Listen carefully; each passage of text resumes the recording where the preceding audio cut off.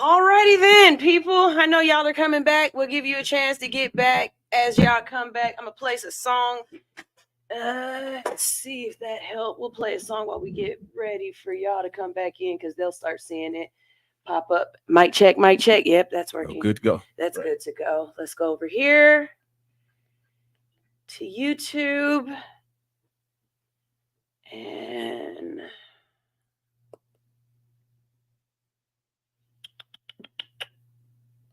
yep, that's me right there. This is me. You're wondering how I got here. Well, my first stream didn't. And y'all can hear me. Okay, that's what's up. Oh, good. All right, so to give everybody a chance to come back and us to set everything up, I'm going to play a song.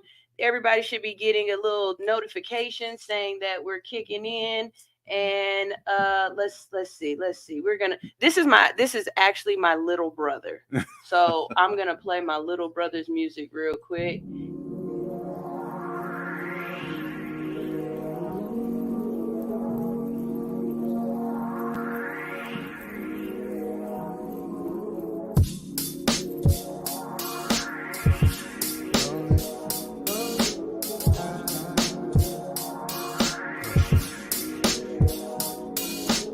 Mason jar with issues to drink. The world ain't gold as you think. I'm Mona Lisa ain't exempt to critique. Push. Rose through the gravel on my own too. Have fertilizer but hella aphids to grow through. This garden belly sing medleys, we a cold crew. Do the rise through dew in the morning for the next crop of lives. The circle is cropped in size. Show me your team, I show you your future. Let's get this show on the road, these moments are crucial. Let's get established for all the people that's rooting. Don't let the castle get ruined. My roots, show me my roots and I'm destined. Feeling like Westbrook. Energy contagious, 100 watts on my best foot. Taking my best step. How can I hold my hand? My brother see me as best bet. I'ma let that sit. Rolling, we coasting high. Rolling, we floating high. To the sun, hey, we don't stop, hey, to the moon, yeah, hey. If there's beauty in the struggle, then I'm gorgeous. Top tier model chick, mileage can endorse this. I caught my wings in turbulence, my mama said endure this. Yamcha in the yellow suit, I'm 101 in coursing. Seeing 2020 for the 2-0. Used to take pills, thought I'd never see my 2-0. Now I swing for mountains, rocky times, bring out the too low. A shortstop on the road, but I'm go, ain't never so or eke a deal. Man, I'm Cusco, Kuzma if you try to run it too. Too slow to guard me at the 4. I'm 5'5", but reaching rims and more. And my sights in foreign land shows. Like, let's go to Paris and wake up in Tokyo. Walk on water when I'm off jack. Placebo in my cup, I'm over special. I don't need that. Divinity inspired lines, I make a couple off rap. A cup of Joe to wake him up and bounce off walls like Mike Jack. It's like that. Like that. Push. Rolling, we coasting high. Rolling, we floating high. To the sun. Hey, we don't stop, hey, to the moon, hey, we gon' fly, push.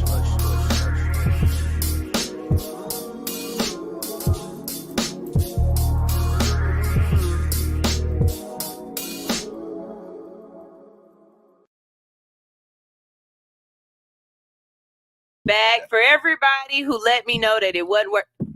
Is this thing on? Is it on? Is this thing on? Can you hear us now? Can you hear me now? That's right. Hello? That's right. Yeah, y'all can hear me now. First of all, let me say this. One thing about this is live radio. I say this over and over again to anybody who will listen. Do not call me a podcast.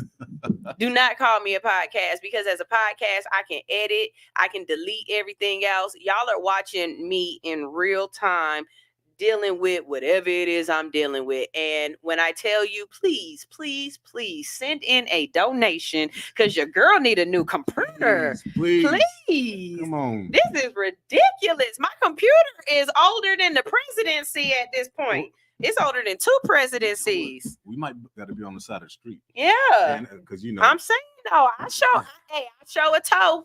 I show a toe. Okay, so for what you guys missed, let's go. We just running it all the way back, and y'all already know I'm going to take advantage of being the station engineer and don't tell Kels.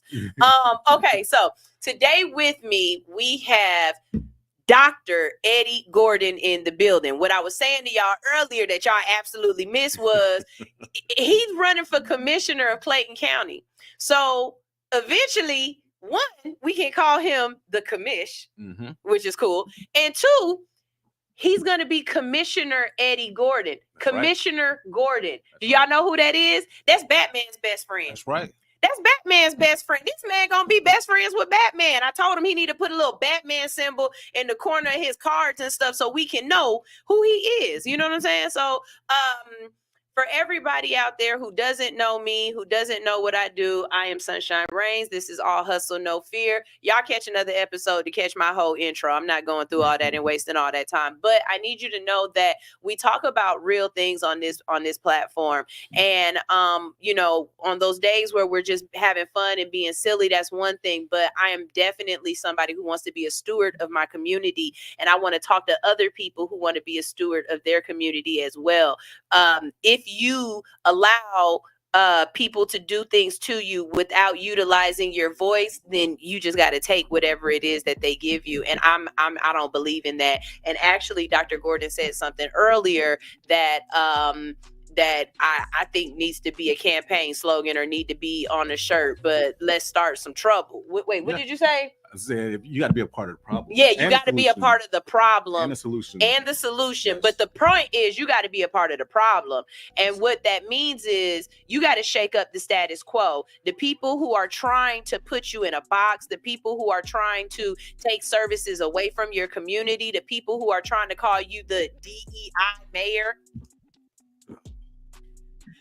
You know what I'm saying? You got some problems for them folks, okay? Y'all already know how I feel about Florida and DeSantis. I'm gonna be courteous right now. So, on our series where we're talking to different politicians or different people who are running for places and different things in their community, one, I want to educate you on what that role means, right? Because a lot of us, we went to civics class, but y'all don't remember it.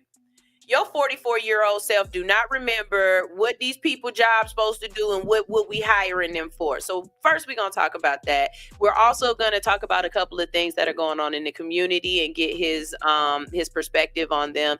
And we're also going to talk about him running for commissioner of Clayton County. So first, Dr. Eddie, Dr. Yes. Gordon, Mr. Eddie, Commissioner, future commish, Batman's best friend. Thank you for being so patient with me.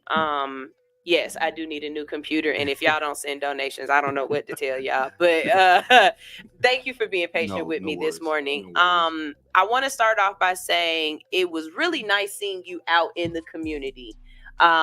It was you and a young lady running for sheriff. I think her name is Charlene or Charlene. That's her name. Yeah. And both of you, came up to me. Well, your wonderful campaign. Your campaign manager pulled me up. But as soon as I said who I was, she immediately, hold on, let me go get him. She was like, his daughter in the bounce house, but we gonna pull her out. First of all, to pull my daughter out of the bounce house, that was a task for itself. Because you have a 3-year-old, the only thing she thinks about is bouncy house. So I appreciate your daughter for allowing you to pull her out of that bouncy house to come talk to me. Clayton County is it's a small, big city here in Atlanta, and it's going to have its own type of issues. Yes.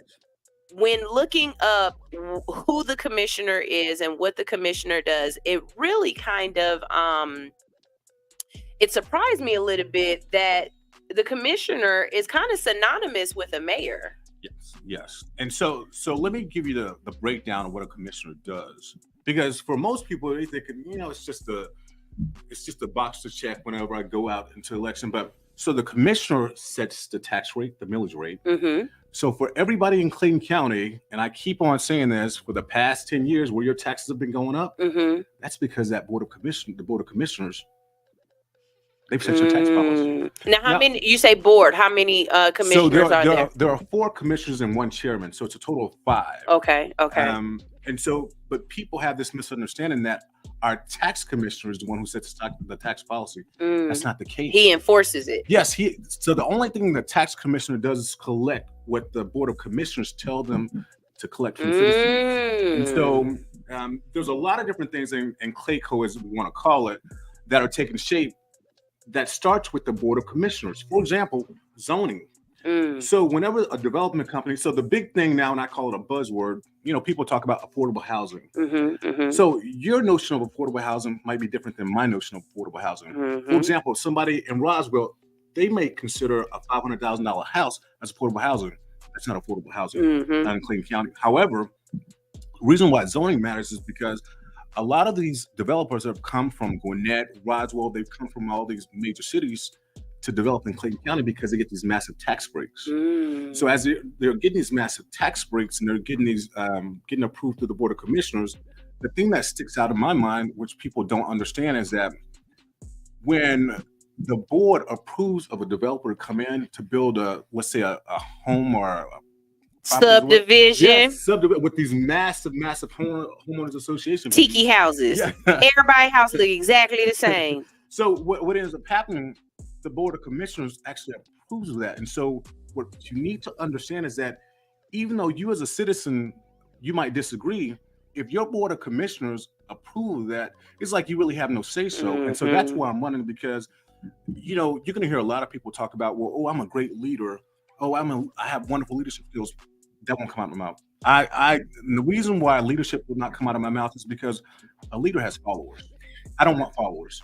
Donald Trump has followers. Minions. Yeah, and that's what I'm saying. Donald Trump has minions. So when you have these candidates out here talking about they want to be a leader, be very scary, because a leader wants you to come to where they are. That's definitely where I am. I want to actually come to where you are. And so what I've spent a great deal of time since January, since I announced, I've been in the community, going to every single precinct, going to doors, talking to people, having people call me directly on my phone. That number that's on my phone. That was actually my number. Yeah.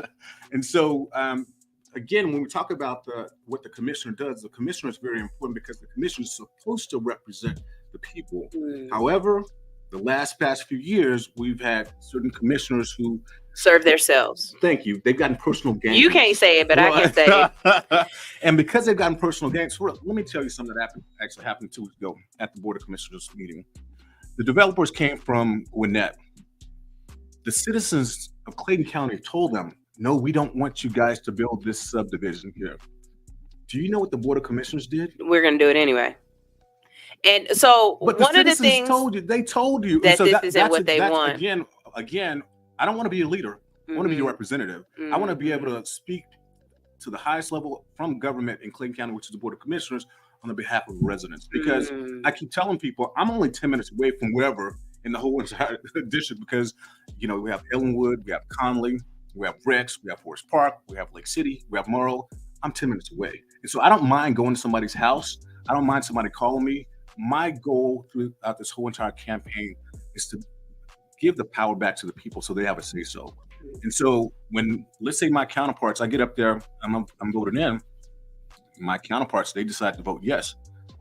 I'm going to rightfully so tell them why I'm going to say no. First of all, my citizens have said no. And I'm going to give them specific reasons why this is not going to be effective.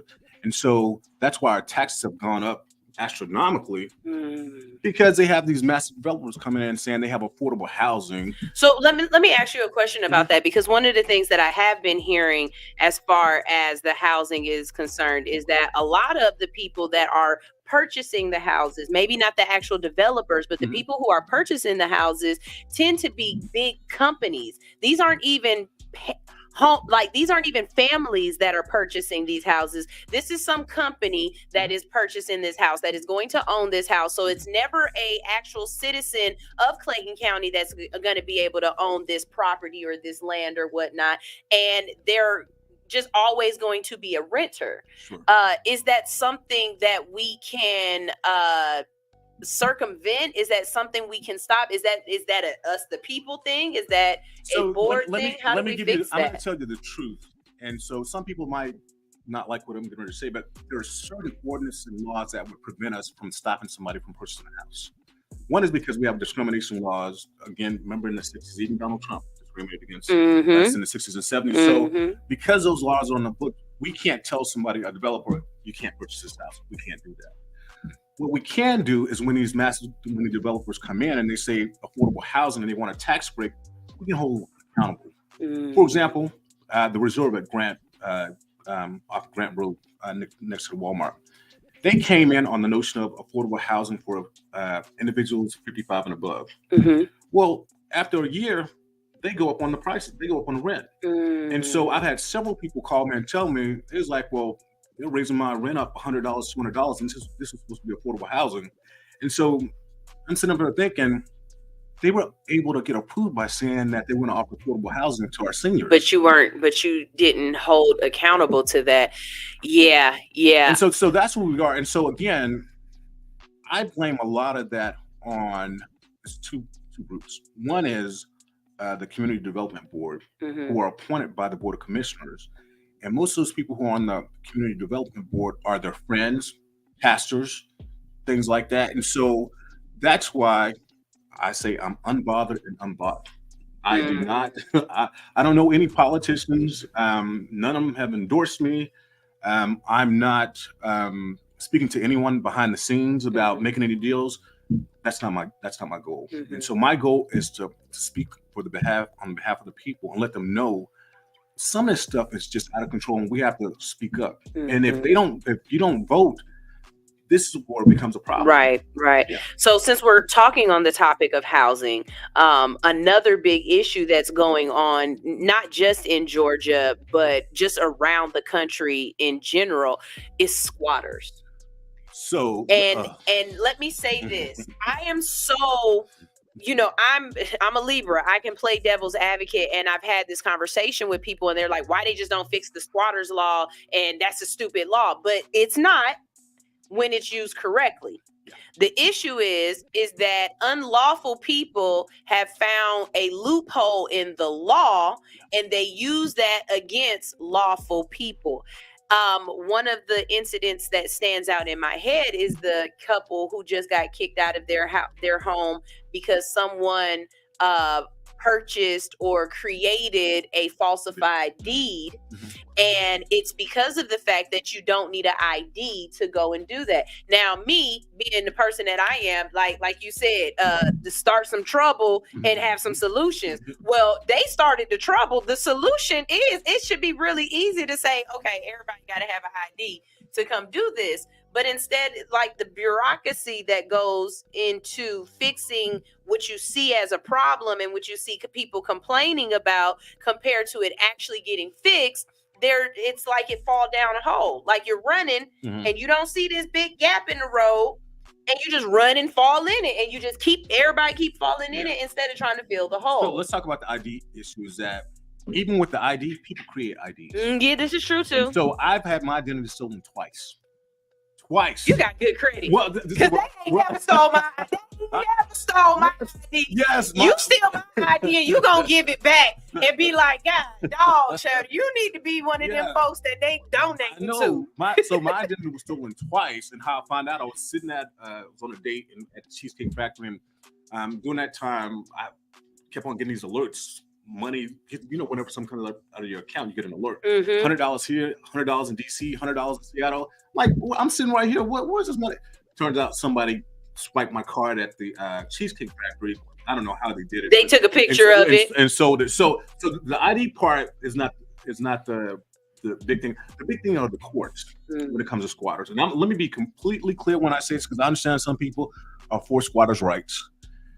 Let me be honest. If you didn't buy it, you didn't earn it. Yeah, that's how it is. Yeah. I'm sorry. I'm sorry. Some people are trying to get over, but most people work for what they have.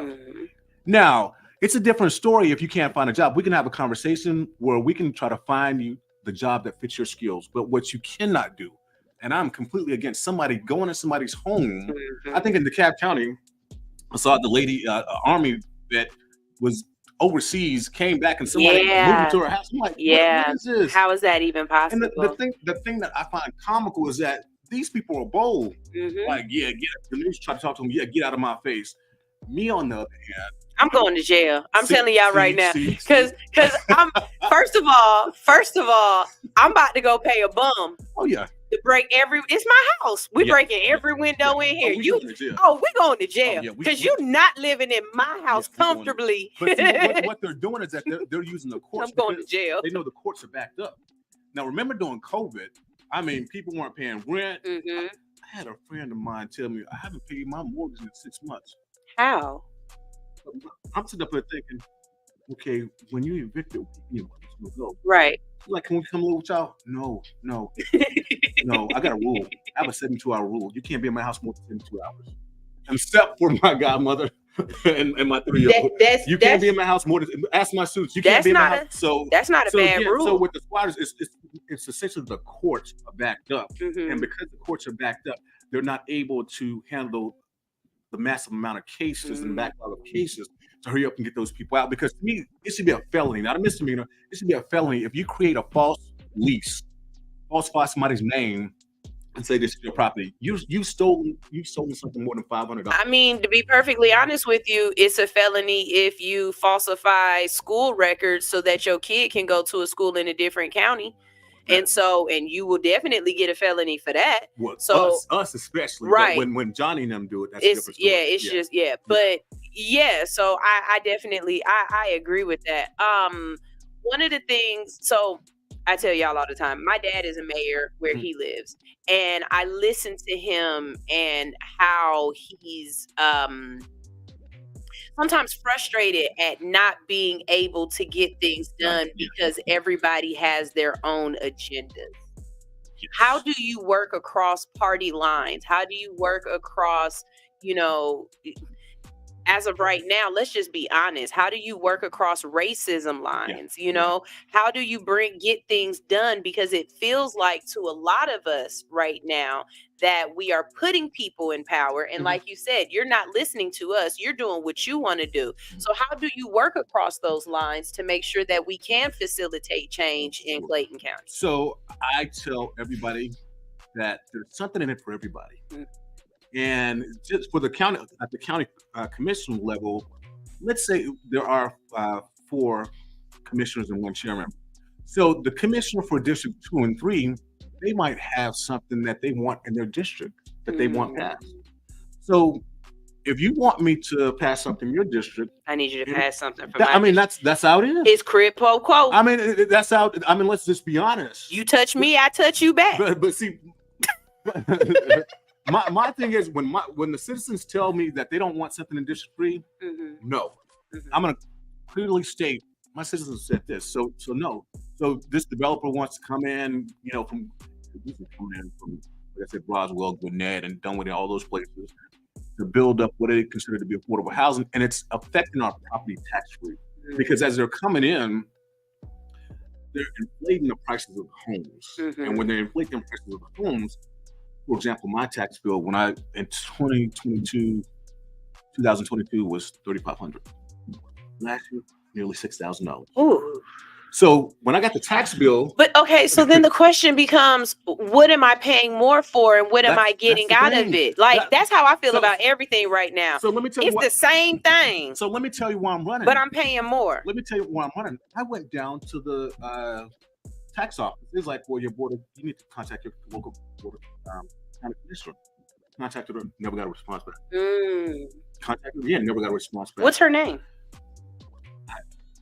I will just okay. That. I'm not saying I'm messy. I'm just saying if you see certain names on the ballot, maybe we might not want to pick that name because they don't answer the phone. Somebody probably call and tell me not to say a name. Okay. but I kept so I tried to appeal it. I go to appeal it room just like this. They had 3 people from the community, as they say, who they're paid. They sitting up there looking at my tax bill, and they looking at my home. It's like, well, you don't think your home is worth this much? I said, ma'am, y'all have on here, my house is 5,000 square feet. That's not the case. Mhm. She's like, well, even if it's not, the price of your home is still. I was like, ma'am, you're not getting. So then when I saw that they weren't going to do it, I was like, you know what? I get it. I get up and walk out. I already knew what the decision was. It was pre-made.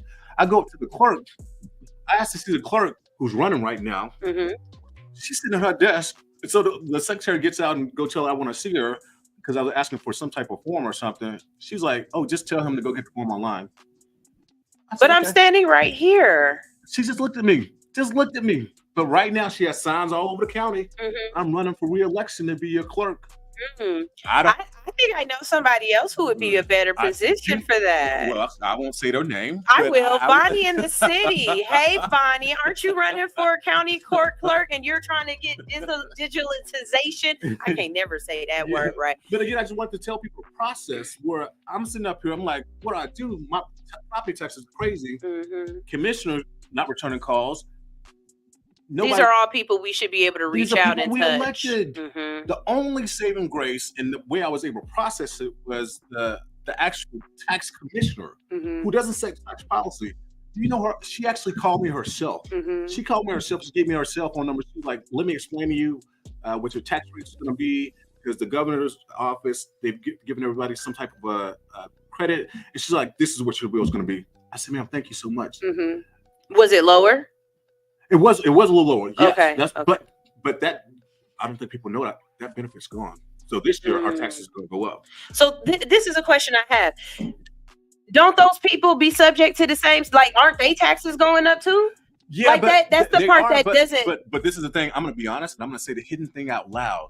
I'm wondering if they're getting some type of kickback because there's no way you should be able to live in this area, in the area of Clayton County, where the property values are going up. We're talking about astronomical Mhm. to the point where people are actually moving out of the county. Mm. And so, let me get this point. In '97, we had the Olympics. No, '96, we had the Olympics. Mhm. So remember in '92, '93, '94, preparing for the Olympics, they moved people from out of Atlanta to Clayton County and to Henry County. They were able to do that by saying, oh, we're going to offer affordable housing in those counties and all that stuff. So now what we're doing, and this is what I'm thinking, they're shifting people from Clayton County further south.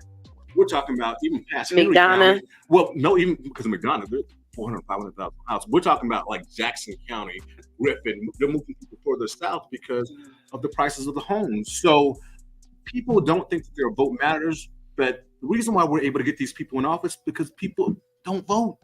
So you have like their friends. We have like 1,000. You guys, the last election for this seat, the total number of people, I think was like 4,000. We have 40,000, 47 registered voters in Clayton County District 1, but only 4,000 roughly voted. So the way the person was able to get in, not that many people voted. So that's why when you call the person's office, they don't return your call. Because they don't think it matters. You're not going to do anything. Yeah. So that's why, again, I'm running this because, again, voice of the people. I don't want to be a leader. I do not want anybody to follow me. If anything, I want to go where the people are. I want to represent the people and speak for them. I'm even having people now call me today. I don't mind calling them. I had a lady call me yesterday dealing with a situation with her daughter, DUI, had a situation with that. Most people just want to be heard.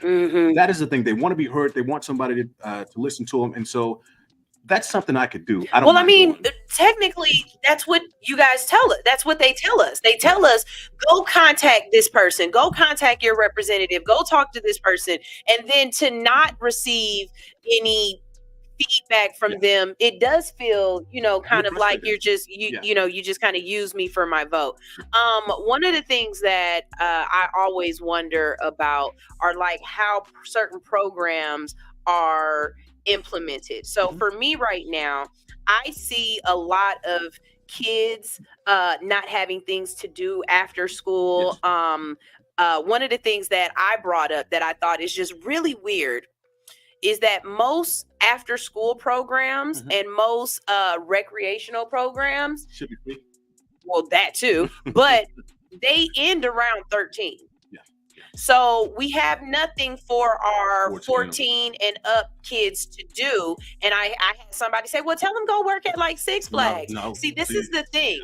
When I was young and I could go work at Six Flags, everybody that worked at Six Flags was 16, 17, 18. Yeah, now, when you go to Six Flags, you got a 40-year-old woman working that roller coaster. You know what I'm saying? You got somebody's 68-year-old grandma working out there in the heat because there's no jobs. And it's not that there's no jobs. It's just people are having a really difficult time finding people that are hiring. And so that takes away from that age group that would try to find something to do and find a job, right? But we have absolutely nothing for them to do. And then you have the issue of the kids that were 11, 13, and 14 or whatever that just got finished robbing a bank. Yeah. Or you have the water boys that you guys don't like standing on the side of the road trying to sell water and trying to bring money in. How or what can we do? Or do you have any plans for us to have things for our children to be able to do to keep them from, one, raising the pregnancy rate? Because I'm telling you right now, they either robbing or having sex because you're at work. Yeah. So you can't watch them. I'm mad at DeKalb County right now for letting the kids out on April 8th to see a partial eclipse that's going to happen at the end of school. So why they out the whole day for something that only lasts for 4 minutes? I don't understand that. I got you. So this is a perfect way that the community can get involved. For example, with the local college, for example, the university, I'm sure if we can partner with our program with kids who are between the ages of 14 and 18, whatever the case may be, because let's be realistic, that's the age where you're in the college or preparing for some type of other apprenticeship, whatever the case may be. Also, one thing I think we're forgetting is that a lot of our churches play a major part in shaping our community. And so I attended a community meeting last Wednesday. I'm going to be honest with you. It shocked me with the amount of resources that are happening in the county, so much so that I actually put them on my website. The Goodwill offers like training programs. The Union Local 926 offer a program. So this is where we just need to work with the churches and other community groups to help build stuff for teenagers. I'm gonna be honest. And get the message out that that's available. And I would love to be a part of that. We got to get the message out, because if you don't know that those are available, if you don't know that, those things are possible, when I attended the meeting and the Goodwill talked about how they could get somebody help somebody become a certified forklifter and help somebody get a job. I was like, where's this information at? Why are we not letting people know? Again, this is the role of a commissioner. A commissioner should let the citizens know what's going on and not have their own self-interest where they're trying to run for higher office. So this is why it's important to know who you are representing you. Perfect segue. Perfect segue. If you get a leader, I'm telling you, a leader wants you to follow them. They want you to come to where they are. That's not what we're doing. So let's talk about who you are and why you're great for this position. Sure. Tell us a little bit. Well, as I was reading over your bio, there were some definite things that stuck out. You have worked with trying to change the recidivism. I said that word right? Yes. Okay. Yeah. Rate for women returning to jail. And also on the same page, though, you're pushing for harder for people who neglect children or people who do wrong by children. I want you to add in there old people too, because you mess with old people and there's something wrong with you. Yeah. So let me tell you about my background. My background started as a social worker. Thank you for your service, because them folks don't get paid for the amount of. And do you get free counseling? Because being a social worker, you need counseling for that. Yeah, we do. I started off as a social worker, and what I started is because my campaign manager, I used to be in state's custody, and so It used to be when you were in state You custody. used to be in state custody? I was in DeKalb County Foster Care, up until the age of 18 when I left college. And so during that time period, they had case managers specifically handle the college students. And so my wonderful campaign manager was my social dealt with previously someone else. And so I decided, I was doing a graduate internship. Let me go and do social work.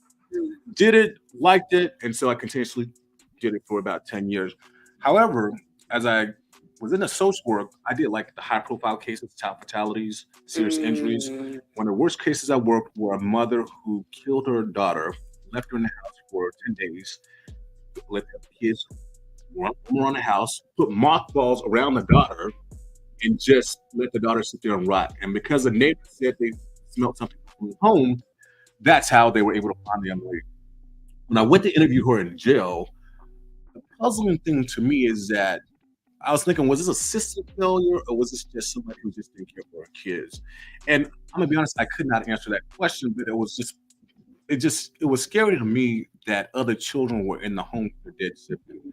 And so that's why I'm when it comes to people who do harsh things to children and even the elderly, harsh.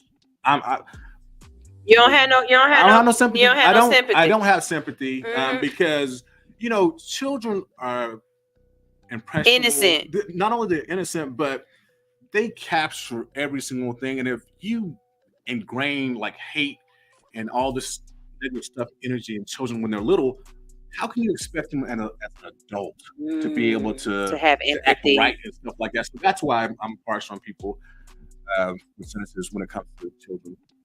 The thing about the recidivism and female prisoners, so here in Georgia, all the programs were designed for men. So whenever a man was released from prison, they would be able to, they could go through a halfway house, they get a job, they get counseling, all that stuff. Women were just being released back to the home. So I'm like, first of all, there's a major disparity here because let's be quite honest. Women are the ones who are going back to the home, to the families, to run the household. Men, and I'm not trying to be mean or rude, in most cases don't go back to the household. They go back to start another household. That's right. Somebody they've been chatting with through a pen pal, through paper, but they were getting all the services. So I did a study, and it was 2010, where I laid it out with the Department of Corrections, Georgia Department of Corrections. I said, hey, you have to start offering the same number of halfway house beds for females than you do for males, because they're the ones who are going back to the home. They're the ones going back to being the head of the household, getting jobs, raising children.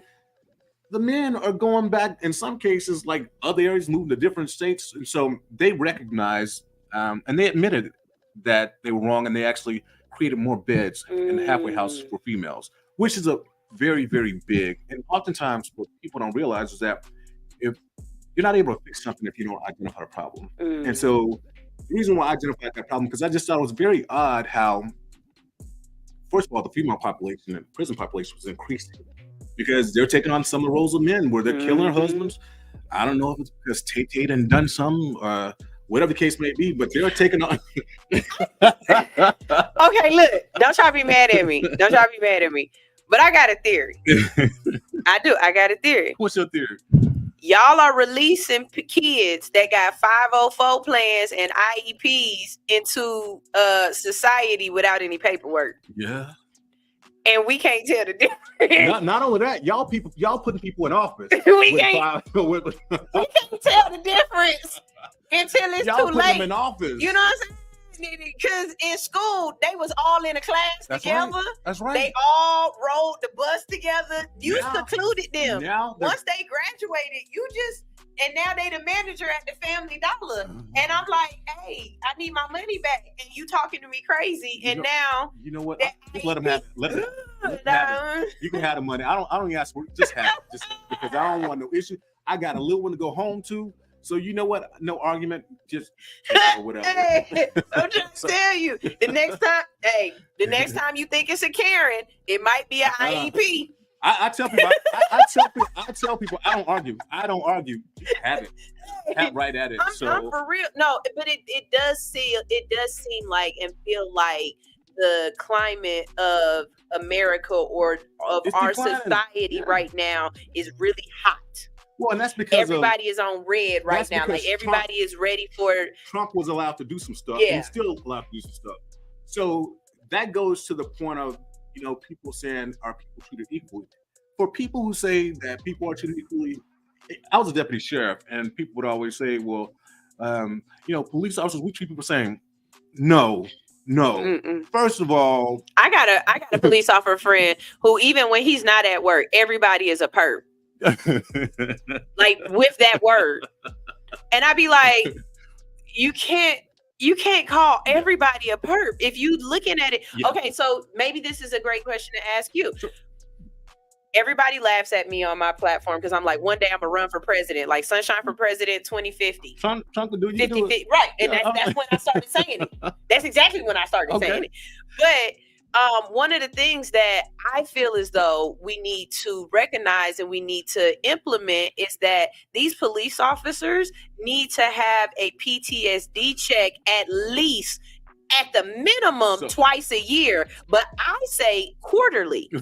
So let's talk about that. I can tell you what happens during the entrance exam. So first of all, there's a psychological, but I will tell you the psychological is not as in depth as it should be. Because I'm gonna be honest, when I took that psychological, it was like 100 questions, and then the guy calls me and he's like, just looking at it like, well, look pretty good. I'm like, he spent 5 minutes over 100 questions. Now keep in mind, some of these people who are crazy. And you giving them a gun. First of all, I will never forget. I was in a meeting. I was deputy sheriff from Fulton County, reserve deputy. Old white guy, had to be like in his 80s. He says, y'all sitting out here sending us to the ghetto and y'all expect us to go out there and be a miracle to these people. That just ain't gonna happen. And I'm sitting up here. Did y'all just see what he said?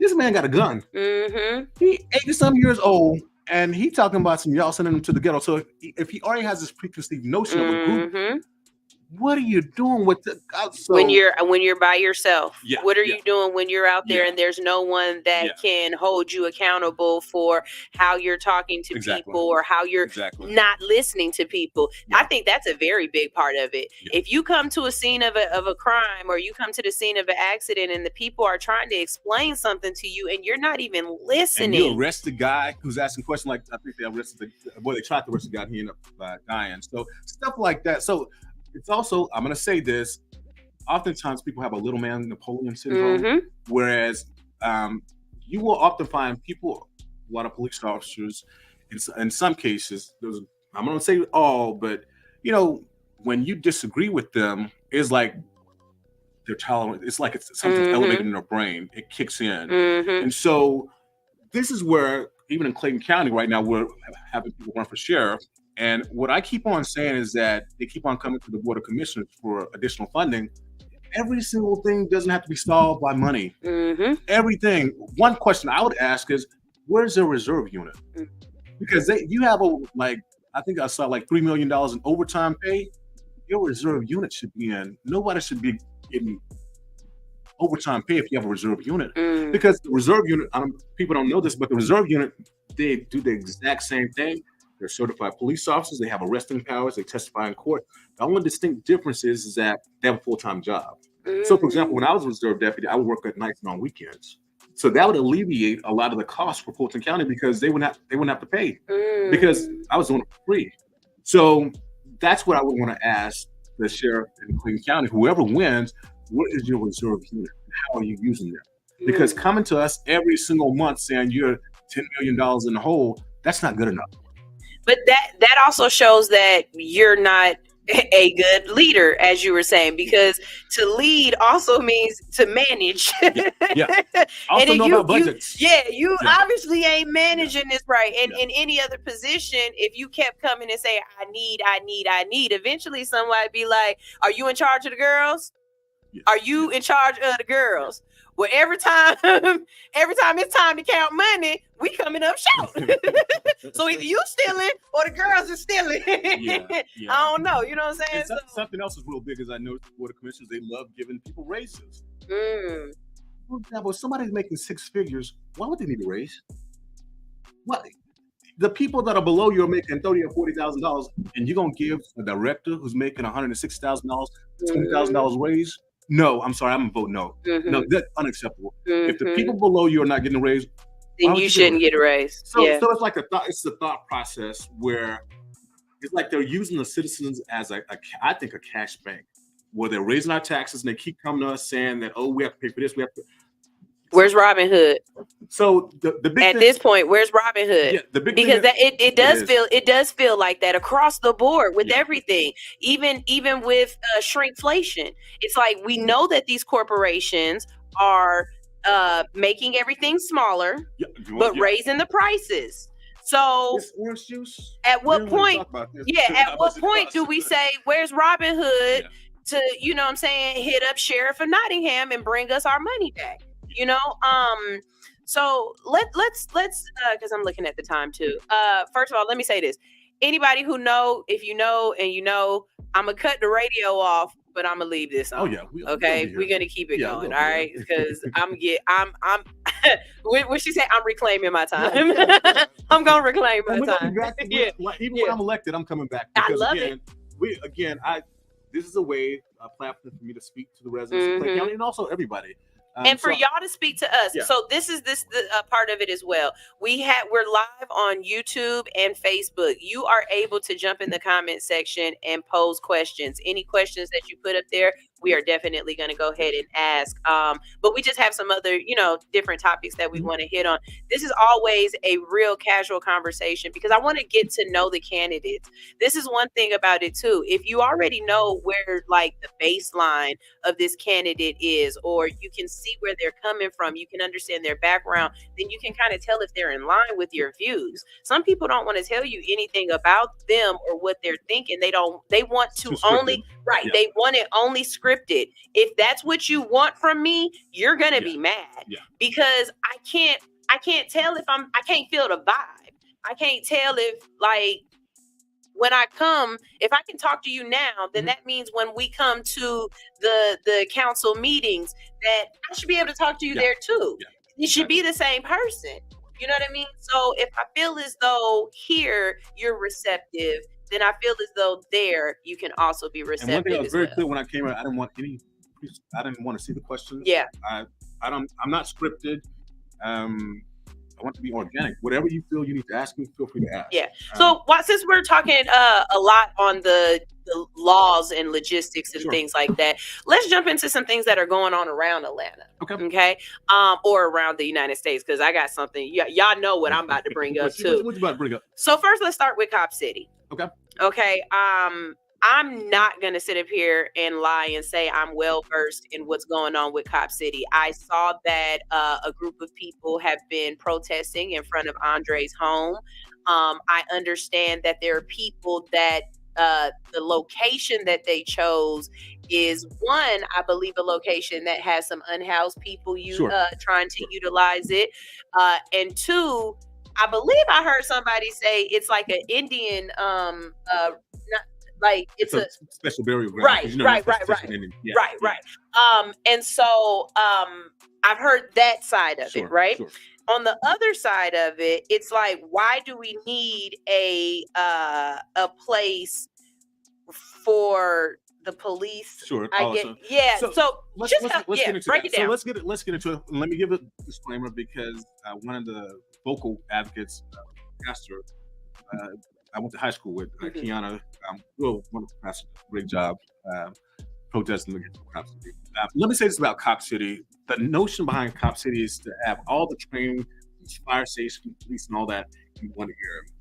Now, let me be completely honest. I'm not against it, but what I am against is you circumventing the process and not going to the voters. The people should have had a right to vote on this issue. And when they did come up with the votes with the signatures, y'all took them to court and told them, well, no, all the signatures didn't match. So basically, it's like you're counterproductive because on one end, Democrats say, well, we're for votes. Every vote matters. But then when it's something you don't necessarily like, you want to circumvent the process. So my issue with it is that if the citizens want it, the citizens should be able to vote on it, not some politicians in the background who are making deals, land deals and stuff like that, because they think let me say this. Originally, it said it was going to cost like 60-some million. Do you know now it's projected to be over 100 million? And guess where that money's going to come from? Me, because I live in Atlanta. So for everybody who's saying, well, I don't see how they're against Cop City. Well, they should have allowed the people to vote on it. Mm-hmm. If you're afraid of the people to vote on something, then that means I have to go back to leader. Mm-hmm. And someone who's representative and a dictator. Yeah, let's just be honest, because we got a dictator on the ballot. Well, and so let me say this to people in Atlanta: the same people who voted for, however you want to call it, Cop City, they're going to come for your vote because they didn't act, because they circumvented the process. You need to do whatever possible, make your voice heard, make other voices heard at the voting box, because the only way they're going to be able to hear you through your vote.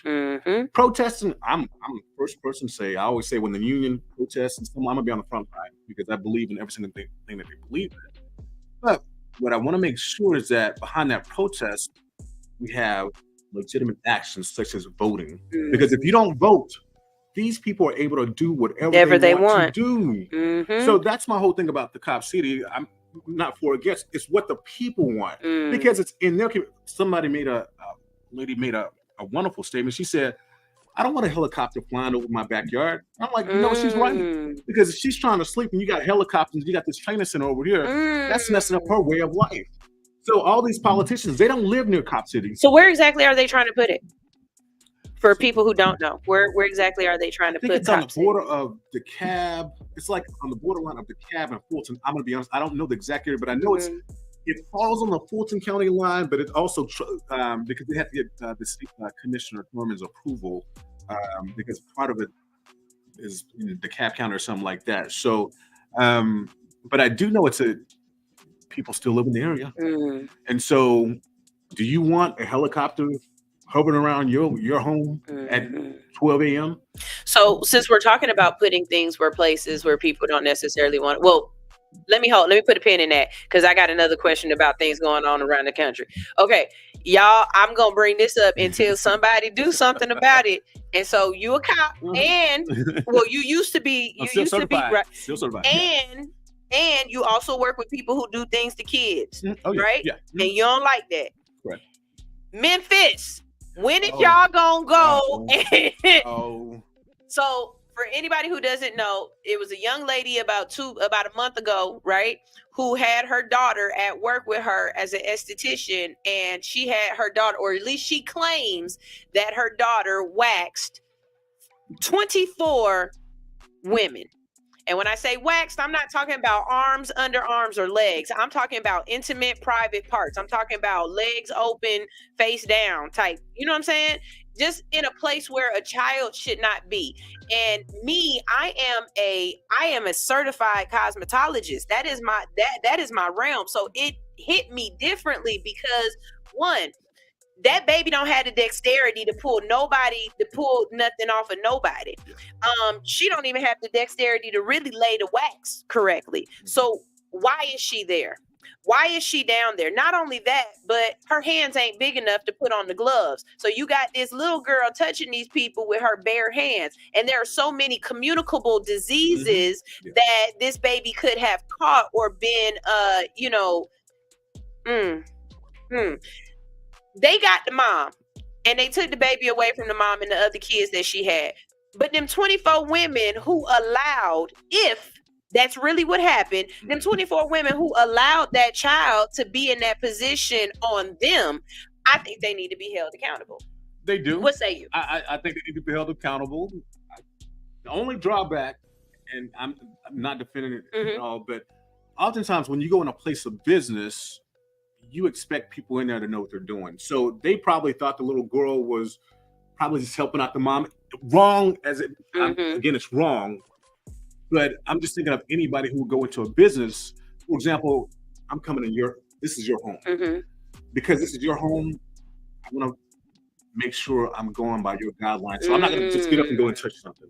I'm not going to just get up and go do something. So I'll feel uncomfortable going in the back room, going here, going there. I would feel uncomfortable going in the bathroom because I don't know what it is. So I can see I don't think there was an intention by them to get some type of gratification from it. Mm-hmm. They're just thinking that this is a business and we just want to make sure we're getting a service. Now, if we learn later on it's something completely different where the mother was videotaping it and sending out the tapes and selling them, that's a different realm. That's a different realm. But I just doubt that 24 people had any ill will or intent to think, well, let me go to this place because this child's going to be, waxing me. Mm-hmm. So I think for me, it's more of the complacency. Yeah. You got to be able to. You got to be able to have discernment and be like, oh, hold on, wait a minute, wait. Hey, that's like me getting a massage. I don't know why. I have to go back and watch this movie today because it keep popping. Hey, I don't like no damn kids. I told you, get the kid out of here, man. Like, I would have been that one. I'd have been like, man, what I tell you? I'm gonna stick him. Keep in mind, Tennessee is a state where they got other issues going on. Where they expelled the black guys from the state house, and then they were voted back in. Mm-hmm. And so they not all of them, though. Well, they didn't expel the white woman. Yeah. And then the one guy, I think the guy with the long hair, they got rid of him, but I think they let the guy. No, both of them got back in. They voted them back in, and so that's a perfect example of what should happen when the people need to speak. When the people speak and the people say they want something, it's gonna happen. And the same thing in Clayton County. I honestly think they're gonna be shocked on election day because some people are running for positions they have no way in hell. Actually, they don't even know their name instead of trying to run for chairman or something. So I just think people are going to be for a major shock when they recognize that more people are going to come out and vote and not just sit in the silo and not just have all of their church members come out to vote for them. Right. There are things in different counties that I particularly like, and I like seeing pop up. One of the things that I really love, since we're talking about kids, one of the things I really love is like those splash pads. Help me out. Okay. My daughter might got it. I don't even know. I'm one of those black people who can't swim. And in the summertime, in the summertime, I like to be able to find different parks or different areas that I can take my kids that they can still cool off from the summer without me feeling, displaced because I can't jump in and save both of y'all. As commissioner, as a person on the board, what kind of things can we expect to try to, because I know it's not just you, what kind of things can we expect to try to come to Clayton County that could change the right now, perception of Clayton County? Not even that. It's like right now, everything costs. Everything of leisure, everything of just trying to relax and just trying to, let go. It costs. Those splash pads, that's one of those things that it's not supposed to cost. You're supposed to be able to just pull up and play in the water hose. You know what I mean? What kind of other things could we look forward to underneath your reign, where we could bring something to the community where it's not always about the money? Because you were saying the different areas that you're in. Does what is that place?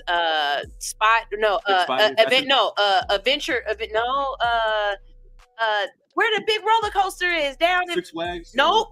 We have like Spy, but go to. Oh yeah, y'all got that new one. Yeah, I want to go to that one too. So things like that. Oh yeah, y'all got that one too. I want to go to that one too. Yeah, you're talking about an exit 1 off of 675, the international fun park. Spot. Yes. Fun spot. So, what other things can we look forward to come to the community that we, So, because even where I met you. Morrow. Morrow at the. I always thought those were doll houses. I know South Lake. She's talking about from the freeway. I always thought those were doll houses.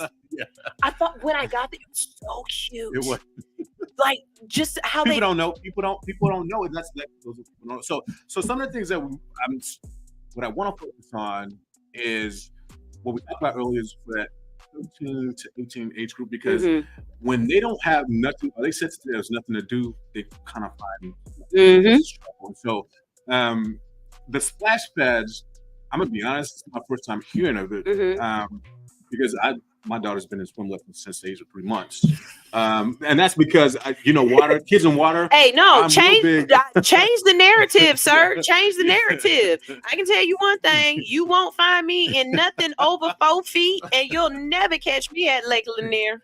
I know. So some of the things we want to bring in is also, again, I have to talk about getting these churches involved, because there are a lot of things that the churches do that are out there that we just don't know about. And I think a big part of that, like I said, that community meeting I attended last week, where there are job training programs. It could be for 16-year-olds, 7-year-olds, people who are not necessarily going to college. I think that's we need to focus on that, because these are things that are already in the like community. Job Corps. We don't hear about that as much anymore. And that's the thing. Again, I want to be the mouthpiece for our area, because there's a lot of things in District 1 people don't know about. And it's almost like people being protective, well, some people who are no longer there, didn't want us to find out certain information.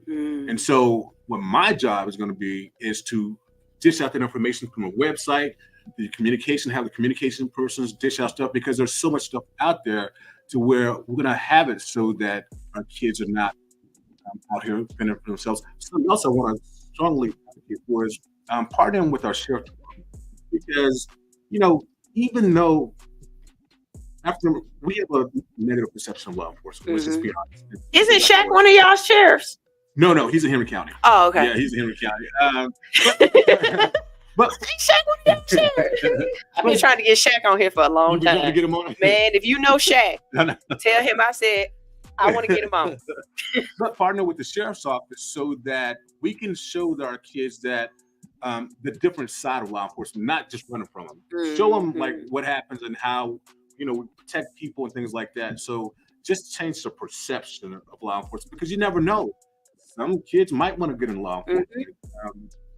People who always talk about law enforcement, I always tell people, when something happens or goes wrong in your life, who do you call? Police. 911.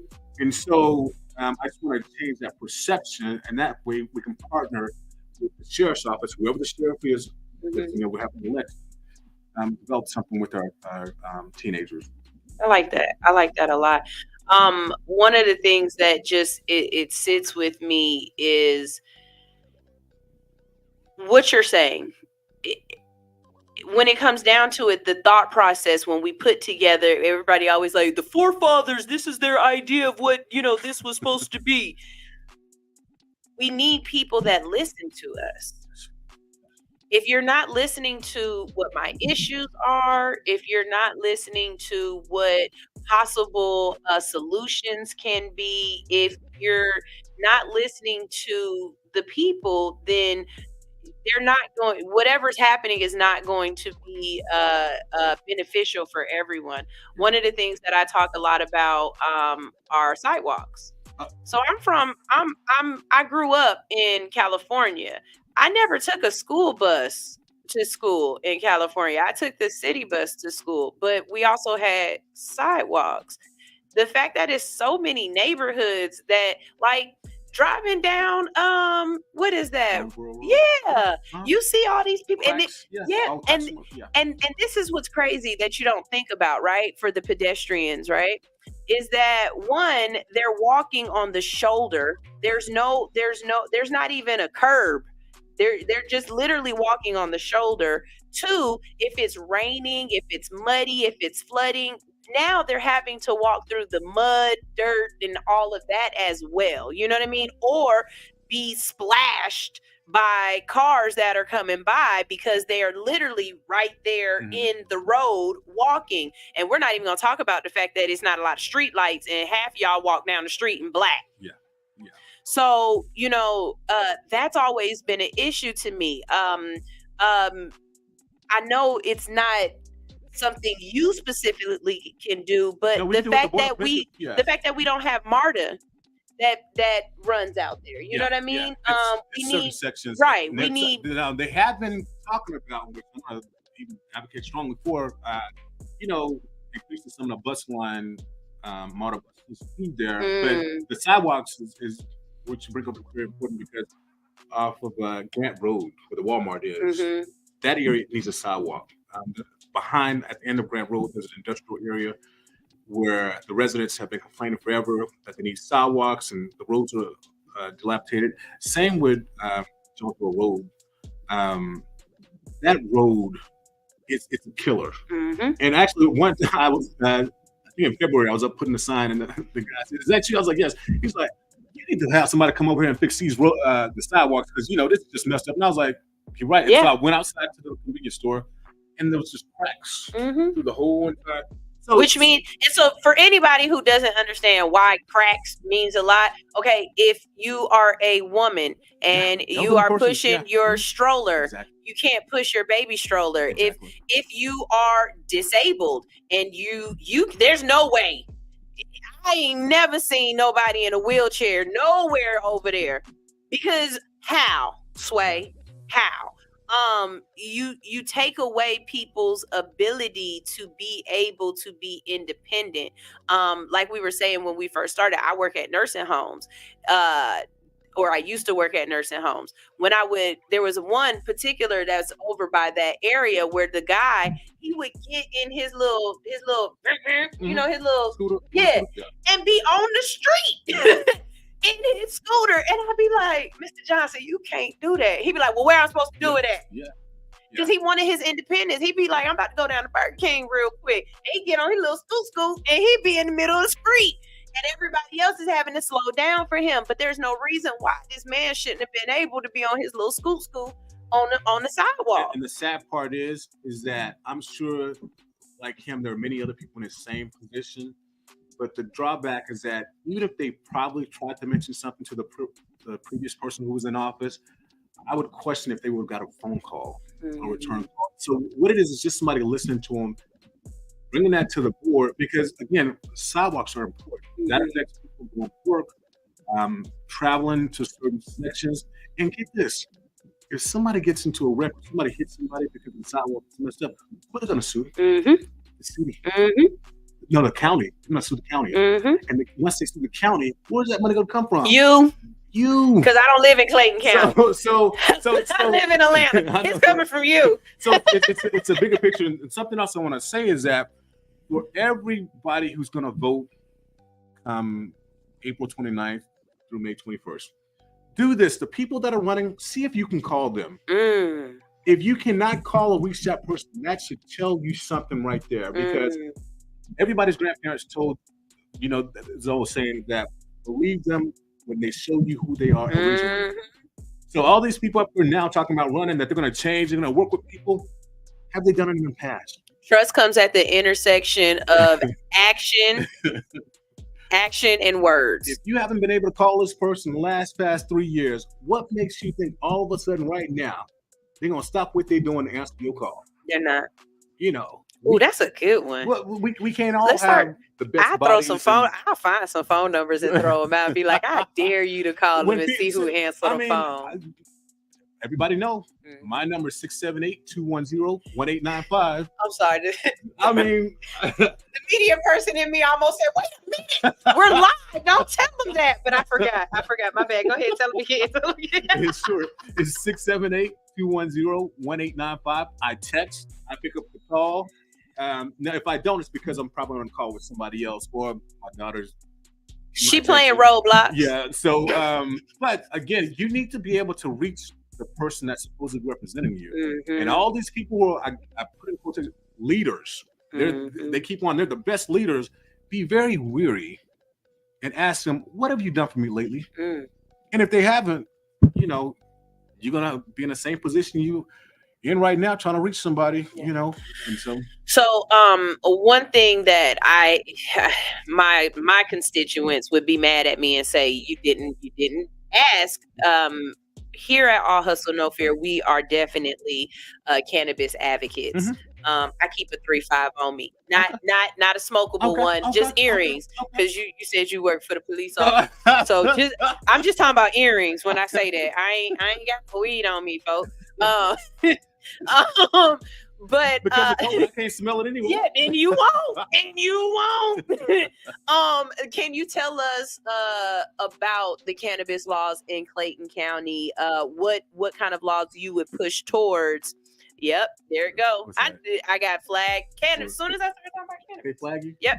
I can't talk about a lot of different. That's why I don't go live on TikTok because violation. Yep. Okay, bet. I shut up. I be off. I get off. Okay. Yeah. No, we can talk about it here. Okay. I cut TikTok. Okay.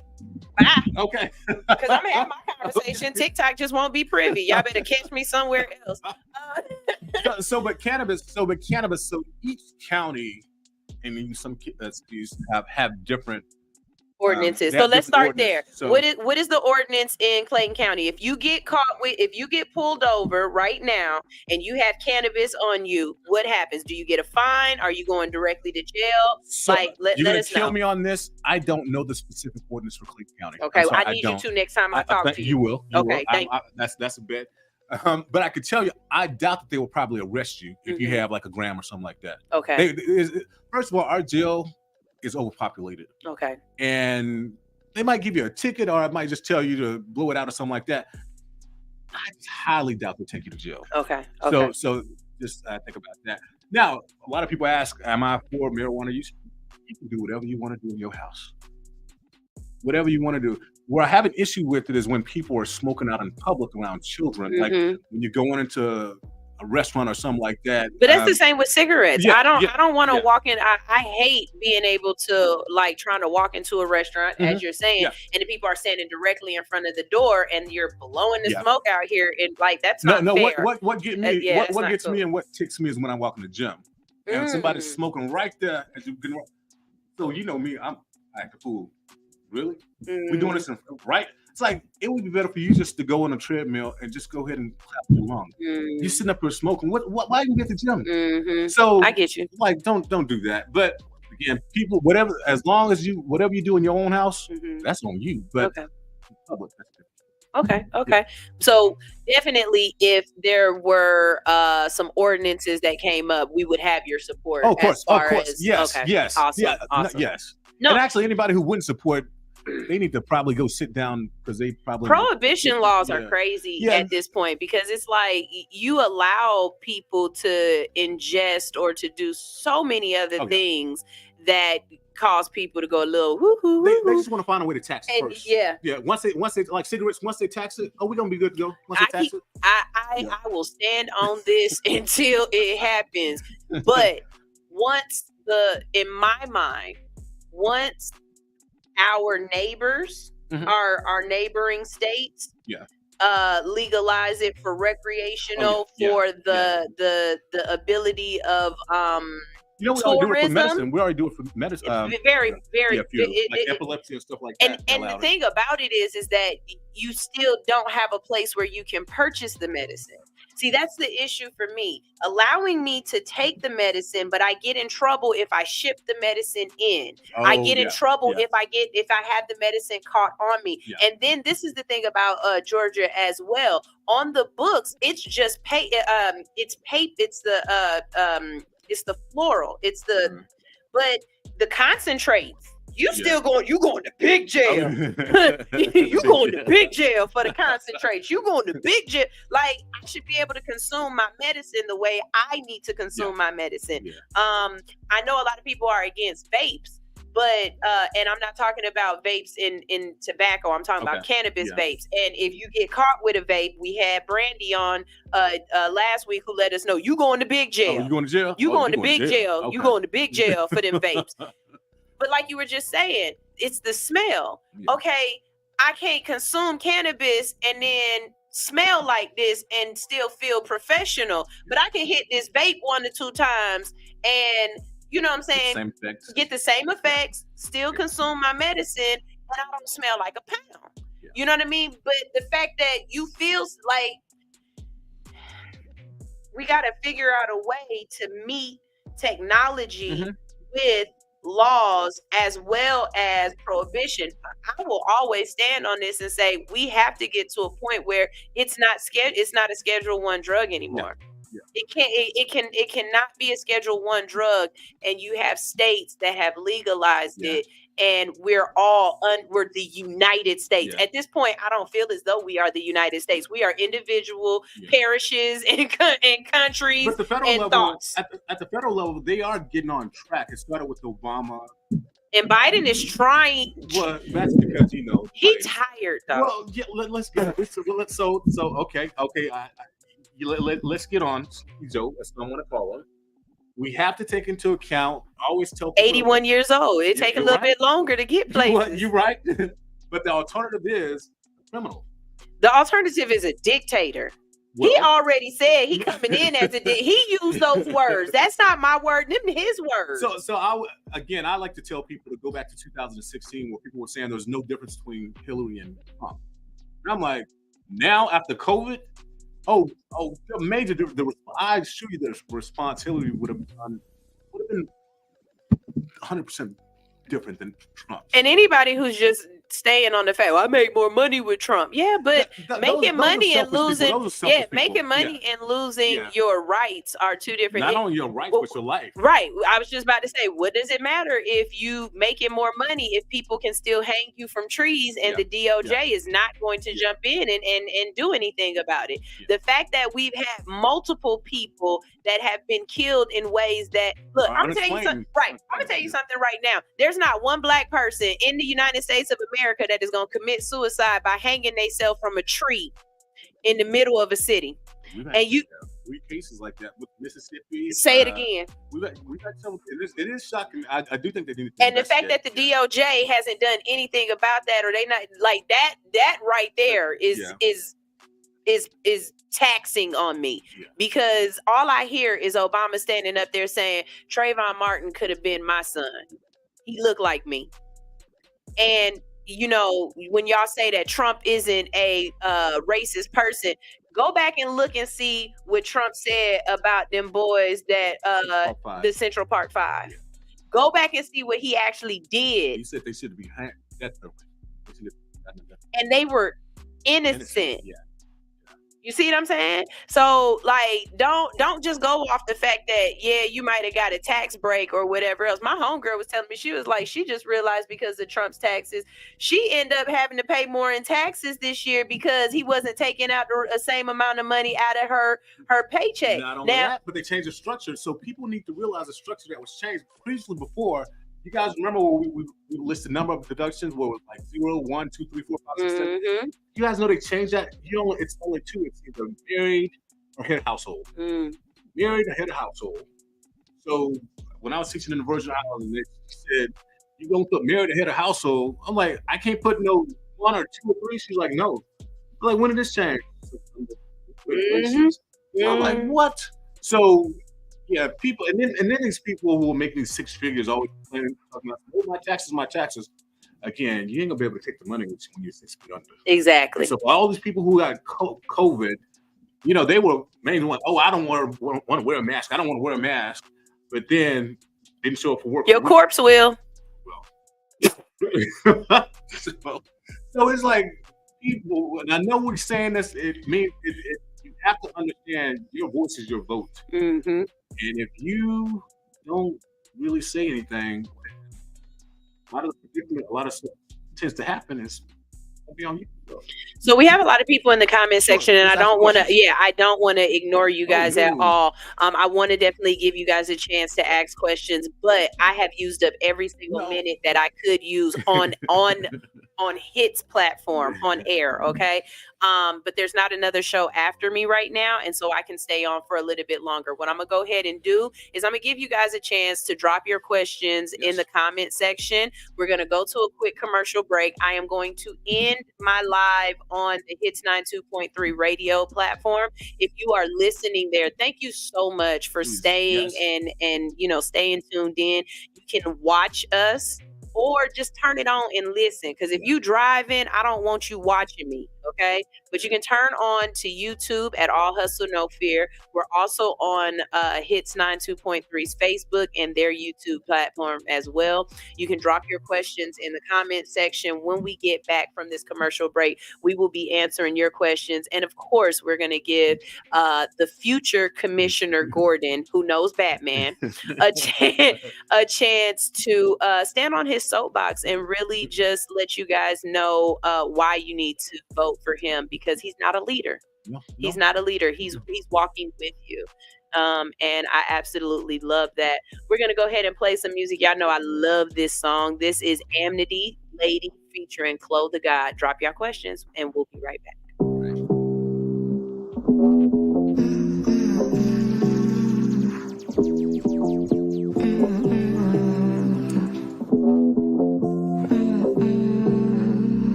I'm a real nigga, but I'm such a fucking lady since 18. My life been a film like Scorsese, it's crazy. I am still that bitch with a daydream, a day job amazing. I'm cash contemplating. I think about the green and she come to me.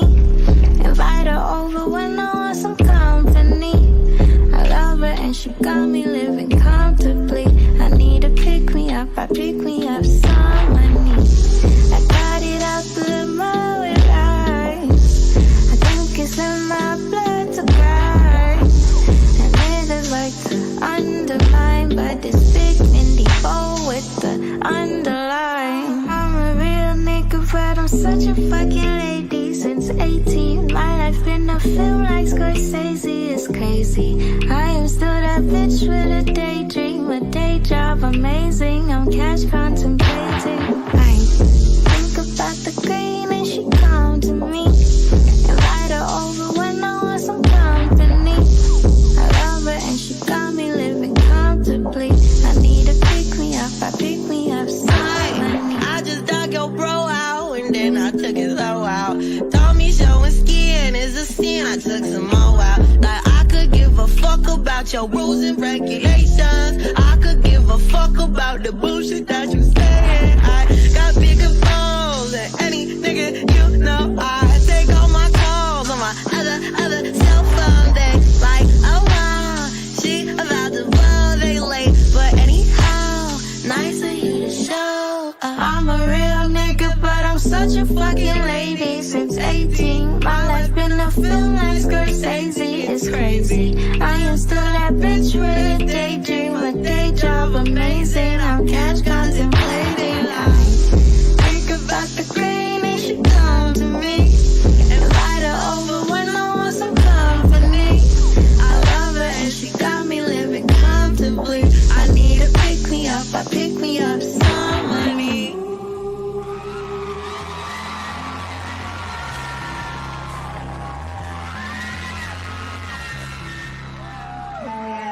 Okay, here we go. She's so funny.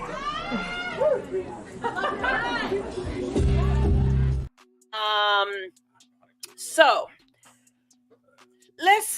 let's go to the comment sections and let's see what kind of comments we have out there. Let's see. Jasmine Phillips is here. She said she has truly enjoyed this interview. Admin Anitra said, girl, they don't take taxes out your check till you make about $10,000. And that's messed up because they're still going to come back and want the tax money on that first $10,000. They not going to stop wanting that money. They still going to want that. So y'all make sure y'all understand the tax code and what's going on. And y'all are careful that you don't, let's see. Brandon Taylor laughing at me because I said scoot. And I meant exactly what I said. Let's see. Admin Anitra said, Commissioner Gordon, we are manifesting. You make me want to move back to Clayton County. And that's saying something because she's all the way up in one of the Carolinas. Oh, wow. South Carolina, North Carolina. I be mixing her and somebody else up, but she's out in the Carolinas. And that's something else too, you guys. My show is nationwide. As a matter of fact, it's actually worldwide because we be having people in Australia listening. It's some places down in Brazil that like me. Amsterdam, they be tuning in. And I don't know why. But up in Canada, them Drake folks up in Quebec, they like me up there in Canada. Nope, not yet. Oh, you gotta go. It's too cold. Oh, well, yeah. It's cold. Yeah. And I don't know. You don't like cold? They ain't got a summertime. Well, they always cold. Best place ever, Canada. I always tell people to go and visit. I've been like 3 times. Okay. Yeah, Toronto. Where else? Mainly Toronto. Yeah. This is a good one. Jasmine said it's true though. They need more of a transitional class or something after high school. And I think she's talking about the people when I was like they got IEPs and 504s, but that really is something that needs to be looked into. We have a lot of people right now who are being classified as ADHD, as autistic, and somewhere down the line we got to this gentle parenting, and I'm okay with gentle parenting to an extent, but if you are not teaching this person, because it's not just a child, this is a person, if you are not teaching this person how to flow with society, how to integrate in society, that you can't just get mad and start throwing stuff and have a temper tantrum and everybody's just going to be like, oh, just let them do it. No, because see, when you're a child and you're in the classroom and you tear the classroom up, they just move the class out and let you have your way, right? In real life, when you do that, a police officer shows up, and if you're black, you'll get shot. Let's just be honest. So we have to find something to do with these people, not children, people who have, whether they're mental issues, whether they are psychological, whether they are behavioral. We got to find a way to do something with them after 17 and 18. And I don't mean like placing them somewhere. What I mean is programs, things to help them be functioning people in society. You know what I'm saying? Well, we can also teach them a lot of different things. For example, I know when I was growing up, and I was like 16, 17, 18, I would have loved somebody to show me how to shave. I would have loved to have been able to groom myself, but I didn't necessarily know how. And so with a lot of our kids, even now, because, you know, a chunk of them have one parent in the household. So that's something we should seriously consider. Like I said, partnering with the church, with different community organizations to show kids how to do certain things, such as apply for college or apply for apprenticeship, or how to groom yourself, how to make a bed. There's just certain mechanics that kids don't know how. And it's like we're kind of moving away from that. And even though I know people say, well, like Generation X and Y and Z and all that other stuff, but we still need to make sure that our kids understand the basics. And if somebody, even though we might think people know how to brush their teeth, but not all kids know how to brush their teeth. And, you know, so that's something we need to consider having for these children. I think this is Debo Vibe said, Grand Rising. I'm a proud resident of Clayton County, and I love what I'm hearing. Much respect for Dr. Gordon. Jasmine says something is occurring with Cop City in Atlanta, and the people don't want it. Yeah, it's in our neighborhood. Black and brown neighborhoods, and so it like I said, the scary part is they're trying to prevent those people from actually voting on an issue. But then when they come up for re-election, they want you to get out and vote. So just make your voice heard. Do we have any questions on that end? Do we have any questions on mine? Okay, bet. Let's go ahead and give you that opportunity. Sure. So tell us, why are you running, and what do you plan on doing? Sure. So the reason why I'm running is because my background has been in, I would consider to be the helping profession, social work, law enforcement. Even to this day, I'm a university professor. I manage a department of nearly 80 faculty members, have roughly around 3,000 students. And so I manage a budget of nearly $2 million. And so what's going to be important for the person who's going to be serving as commissioners to understand budgeting. I don't want power. I don't need fame. I always tell people, people, I want to grow up and be famous. No, I don't want any of those. What I want is for my daughter, I want to be able to leave my house to my daughter. And the way the taxes are going in Clayton County, that's not going to continue. That's not going to happen if they keep on continuously going up. And so I want to be the voice that represents the people at the highest level of government in Clayton County, which is the Board of Commissioners. And so I'm very serious when I say that I want people to be able to reach me, tell me their problems. I want to speak on their behalf. I don't want to speak for them, but again, on their behalf when it comes to issues that are related to them. I had a mother yesterday call me because we sent out the email yesterday. She's talking about how she had an issue with her daughter. She slapped the daughter. This was like in 2019, and she had a no contact order with the daughter, but the daughter's still been living with her. So now the daughter's getting ready to graduate. You know, to graduate from high school. Wait. Hold on. Maybe my brain don't understand what no contact mean, but no contact. You have a no contact order, but you live with them? Thank you. But get this, the daughter's going to graduate. And so she called me and she's like, I want to be able to go to my daughter's graduation. I was like, ma'am, let me contact someone. Wait a minute. I know. So she lived with you. Yes, you got to drop her off every day to school, but you can't go to her graduation? She's afraid to go to her graduation because she feels that if she goes to her graduation, because there's no contact order, she's going to be arrested. So what I did was I emailed the district representative, the Board of Education district representative. I hopefully heard back from her today. I also emailed the solicitor's office, told him if he can, because I know he's probably super busy, if he can have me talk to someone, because we need to get this situation rectified as soon as possible. We don't want a mother thinking or fearing she's going to go to jail for going to her daughter's graduation. Yes, the daughter, she said she smacked the daughter when she was talking bad to her at school, but that happened in 2019, and so we're now. My computer that old. No. That's why I'm having problems with my computer now, because it's from 2019. My point is like she should be able to go to her daughter's graduation and not feel that she's going to end up being arrested. So it's stories like that just make me very, very concerned.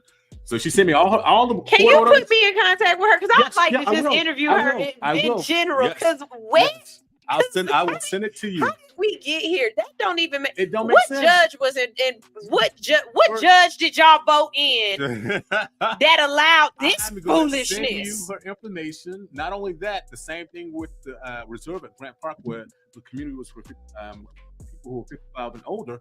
They're jacking up the rent. But again, they came in on the premise that they're going to be affordable housing for residents, and it's something completely different. So again, my ultimate goal is to put a stop to a lot of this madness and chaos. The people are telling the Board of Commissioners, no, we do not want this in our community, and they're voting and still putting it in our community. That's going against what we want.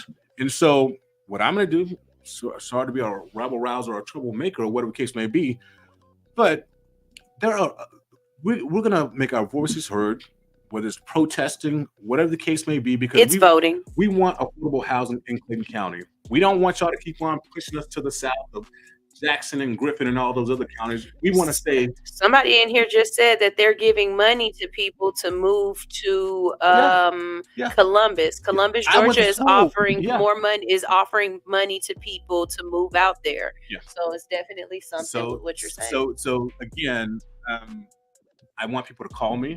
Go to my website, www.dreddiegordon.com. And I'm very responsive. I'm OCD when it comes to email. So if you send me an email, I doubt it will sit there for more than 1 hour, because I try to respond very, very fast. The same when it comes to calls and voicemails. I like for my phone to be clear. I don't like to have any unheard voicemail messages on my phone. Y'all know that's on my list of things. I tell these folks at least once a month. I be like, this is y'all unsolicited reminder to go check your email. Go clean out your spam folder. You know what I mean? Like it's ridiculous that you've got 8,000 emails and your email address is how you're telling people to contact you. That's like saying, come to my house, and when I knock on the door, you don't answer. Why would you tell me to come here if you're not going to answer? So please, if you put your email out there as a form of communicate. Yes. Yeah. And those current officials or previous officials running for our office too. Those are the main ones. I beg of people, I implore people to join us on this journey, because this is a journey. We're going to have some people up against us who are supported by the previous person who held office. Also, her pastor is also running in this race. So we're going to have a slew of people throw a lot of stuff at us. If you come and join us, we go door to door, knock in, and we're on phone calls. We're doing the whole entire gamut. So if you want to join our campaign, feel free to join us. I would like to know, how do we know more about when the town hall meetings and things like that are happening? Because for me, I tend to feel like I found out about it either the day before it's happening, and for me, that's not gonna work. I can't just. I am a calendar person. As a matter of fact, I got 3 calendars in my office right now. I just put my calendar up for June because I think I'm in the future. You know what I mean? I'm planning ahead. So how can we find out about these meetings and when they're happening? And also, is there a way to make sure we're finding out about them in a reasonable amount of time? Because I think sometimes they do that on purpose so that you're not there. So let me tell you. So I found out from a constituent that I'm supposed to be at a meeting that is May the 2nd. Yes. So they sent me an email saying the District 1 Commissioner candidates, and I'm like, isn't that me? Why am I just not finding? I had somebody send it to me. So I will tell everybody, as far as like letting people know, as soon as I know something, I usually post it on my website immediately. Even if it's a job resource, if it's a food bank, whatever it is, if it's a job opportunity, I post it on my website because, again, I want people to know. The more people know, the more they're engaged in the process, and the more they can somewhat help themselves. So when it comes to the dates of debates and stuff like that, I'm going to post it on my website. Okay. Because let me tell you, when it comes to District 1, always going to be a debate. It's not going to be cookie cutter. And the reason being is because all the people who are going to be on stage, I'm going to say specifically how I'm the best candidate for the position. You have 3 people who ran 3 different times before. What have you done? My point is the same message. What have you done? So believe me, you'll want to pay attention to the District 1 debates because I assure you, it's not going to be nothing nice. Okay. I'm not going to sit there and just smile with my pearly teeth. Okay, let's do it. Jasmine also asked, she said, what are your plans or views? Because it might not be in your wheelhouse to be able to fix this, but what are your plans or views on childcare? The prices are getting outrageous. So let me give you my own personal example. My daughter, I just switched her from daycare because she said a previous daycare didn't work out. I'm paying roughly nearly $200 a week. Mm-hmm. And that's low. Somebody was like 200. That's low. Before I was paying 300. Before I was paying, yeah. So and that's because she's potty trained now, right? That's true. Okay. That's true. Yeah, and that's not for people who have twins. That's something separate. That's not for people who had 2 under 2. Like, y'all got to understand, when you have families and you're expecting this to be a 2-income household, but you still want us to be the American dream with 2.5 kids and a dog, that how am I supposed to be a 2-person household when somebody got to watch these kids? I literally got into an argument with somebody about this because they were like, well, why you don't go start working at such and such? Like, you can get a job anywhere. And I was like, okay, let's just be honest, because I do hair. So for me, if I wasn't doing hair or if I'm not doing media, it wasn't going to work. But their thought process was, you can go get a job at McDonald's or Walmart or whatever, right? They were just throwing out jobs, right? Okay. If I walked into a Walmart to go get a job, and at that time my kids were still small, at max after taxes, I might bring home $300 something a week, right? Off of, because you're not going to give me 40 hours at Walmart. Let's just be honest. And at the time, you're going to make anywhere between $9 and if you're lucky, 15. But let's be honest, you're not going to get that 15, right? Okay. If I got to find daycare or aftercare for my kids, then that's the $300 that I just made for the week. I'm not going to work to give it to daycare. I'll stay at home and watch my kids and make them beanie weenies and watch Daniel's Tiger, my doggone self. I will tell you. I love Daniel Tiger. My child. I love Daniel. And Sid the Science Kid. Oh, man. So the child care thing is a big issue because, one, it's almost like the catch-22 where on one end, if you make a certain amount of money, you can't receive caps. And that's the program with I think you have to be making under 12,000 or something like that. And not only that, but they in your business. They want to know way too much. And tenants and caps is not cool for me. I can't do it. So I keep on. I don't get any support at all. It's just me, a single parent's income, and so I pay for it out of my pocket. And even though I'm reimbursed for my job because they reimburse me for dependent care, if I didn't have that reimbursement, I would kind of be almost, not almost, but I would be out of pocket.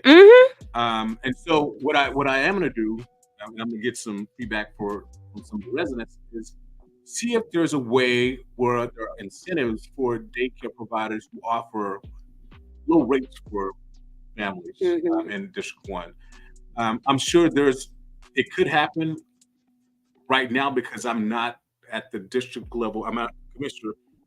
There are probably resources that I just don't know about. And so what I want to do is first find out what can be done, if it's allowable, if it can be done. I will say this: if it can be done, it's going to happen. That's just how it is. So, but I can tell you, childcare it is tough. It's tough. Jasmine says she was just quoted $300 per week for a 4-year-old. She said that's a rent payment. So, no, get this. So this is the thing: 4-year-olds. I just learned this in the state of Georgia. All 4-year-olds go to pre-K. All 4 years. Yeah, I learned this. I learned this. Yes. Let me know, because first of all, let me tell y'all something. Pre-K is not required. Kindergarten is the only. First grade. Pre-K and kindergarten are not requirements. Okay. The only requirement is 1 through 12. Okay. Now pre-K. Kindergarten is free. And kindergarten you can get anywhere. Pre-K, no, you gotta get the you gotta win that lottery. No, but that's the thing though. All kids who are 4-year-olds, they're automatically entered into that lottery. But if you there's a budget for that. There's a specific but your budget. Kid might not get it. Because I'm telling, I was on that. The way I was praying.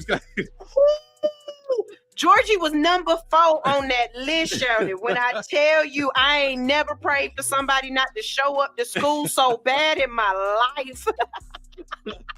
The way I would, oh my God. And then he didn't get to go to the neighborhood school, which was crazy to me. So what happened with us was we live in over by Ben Hill. Okay. So the home school that my kids should have went to, he didn't win the lottery to get into pre-K at that school. And we were put on a waiting list. And the way it worked was if you didn't show up to school that first day, you lost your slot. Okay. So we were number 4. Oh, wow. The way I was calling all day to find out if a kid did not show up. And finally that lady said, you know what? You gonna get a letter today because I think we can fit him in here. A couple kids didn't show up, but it didn't make it into my home school. Oh, so he made it into E.L. Connolly, which is way down Cascade. So for a whole year, we had to have transportation to get him to that school. And because it was pre-K, you can't miss that or else they'll kick you because it was, not pre-K. Is it pre-K? You got kindergarten. Yeah, no, it's pre-K. It's pre-K. So because of that, you couldn't get in. And now they do have pre-Ks at certain daycares. There are certain daycare facilities that have it. But again, it's the same thing. It's getting in there and making it in. It's not statewide. It's not, and it should be. There was a specific budget for it because the daycare owner told me, she's like, your daughter, you stopped paying in because my daughter turned 4. In May, and she's like, "I'm gonna give you the application next week, and she'll be good. You don't have to pay anything else." It's not everybody. Oh, wow. You gotta win. You gotta be diligent, and you gotta win that lottery to get in on that. And then it's crazy. Like I said, you got 4 kids, 3 or 4 kids or whatnot. You might not get it for everybody, and it's and it doesn't make sense. Just like in my district, my kids are Fulton County kids. They APS kids. My kids don't pay to eat at all. Okay. My son don't pay to eat. My daughter don't pay to eat. But if you go to DeKalb County, them kids got to pay to eat. And if they don't pay to eat, DeKalb County up there feeding them bologna sandwiches or telling them, well, your parents ain't paid, so you can't eat. Or they throwing the food away in front of the kids. Yeah, that's come on now. Yeah, nah, man. That Sunshine for President 2055 or whatever the date is. I stand correct because I thought it was a special budget for kids. No, they gotta win. They gotta win. Now, kindergarten, any kid can go to kindergarten. Pre-K, no. And yeah, they gotta win that lottery. Yep. Oh, wow. He's lucky then. She won that lottery. I'm trying to tell you, folks. I've been through it. I've been paying. Man, it's tough. And it really is.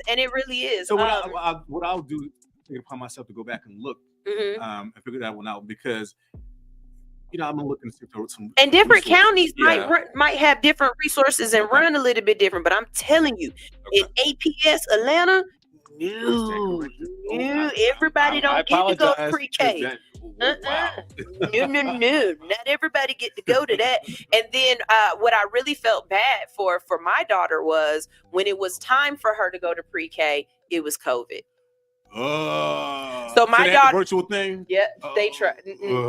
So my daughter didn't even. It didn't even matter that she had won the lottery or that she had got into pre-K. She was still at the house anyway. So it did not matter. It didn't matter. Yep. But she ended up at our home school, which was great. And I think it also had something to do with my son was already there. So it was already a kid in the school. And so, they kind of, make allowances for that. But we were in Zoom school. And so, yeah, y'all could have put Elmo on for my daughter and she would have did better in Zoom school. I'm just saying. She'll be all right. Hey, one, because that was crazy. That me and them teachers was getting on it. They were mad because they were like, she's not showing us the same respect. I said, ma'am, you are a face in a computer screen. She can shut it down. Yeah, she don't know you, and she ain't never been in a school before. You know what I'm saying? Like, she's never been in that environment, and all of a sudden you trying to get these kids to listen to you, and they, no, that's not gonna work out like that. Yeah, it's not. COVID, it took a lot of lives, and it shaped our way of doing a lot of different things. Yeah. In the States. So that's what happens when you elect a leader. Yeah. Who. Yeah. Really don't care. So before we go ahead and get out of here, like I said, I just want to give you one more chance to tell everybody when to vote. Yes. The 29th through the April 29th. That's when early vote starts. It ends from April 29th through May 17th. And where are the locations that they can early vote with you? Because when Brandy was here, she was telling us the early locations that they could go to for Fulton County. So for Clayton County, there are many different sections. Actually, to find out the specific location, if you go on my website, down below, there's going to be something that says voter information. And you click on there and it'll tell you where you can go. And also the county, I will say they do a good job of posting up what early vote locations are, because there's the recreational centers. In some cases, there are some churches. So I'm sure there'll be signs put up over the whole entire county about that. But to find out your specific polling location, go on my website and click on voter information, and it'll tell you. And I'm asking people to vote early, because you just never know on the day of. It might be raining, stuff might happen. And so in Georgia, we have a no excuse, what it called. You can request absentee ballot. You don't need an excuse, and just mail it right in. So, and also, like I told y'all last week, your job cannot tell you that you can't leave to go vote. Yeah, because you have 2 hours. You get 2 hours. As government employees get 2 hours, definitely. I think everybody else, they got to give you at least an hour, 2 hours. But what that means is they either have to give it to you at the beginning of your shift, the end of your shift, or at lunch. They cannot deny you the ability to vote. And if they do, who can they contact? Because that's the next good question. If your job does try to prevent you from voting. A voter intimidation hotline. Yeah. There's a voter intimidation hotline that usually is posted on the county's website. Okay. Get your boss fired. Yeah. Well, So, and the last thing I'll say is that in Clayton County, I know you guys see a lot of people signs saying doctor this, doctor that. Let me just be very, very clear. And I'm not trying to call anybody out. But a PhD is a research degree. An EDS degree is not a doctor degree. Well, it is, but it's not a research degree. Again, just know the difference between degrees, because everybody and their mama got signs up saying doctor this, doctor that. Google their name and see if they have research papers out there. If you don't see a research paper or any type of dissertation by that person's name, then that's not a research paper. So please know the distinct difference. He's basically saying he got the student loans to prove he's a doctor.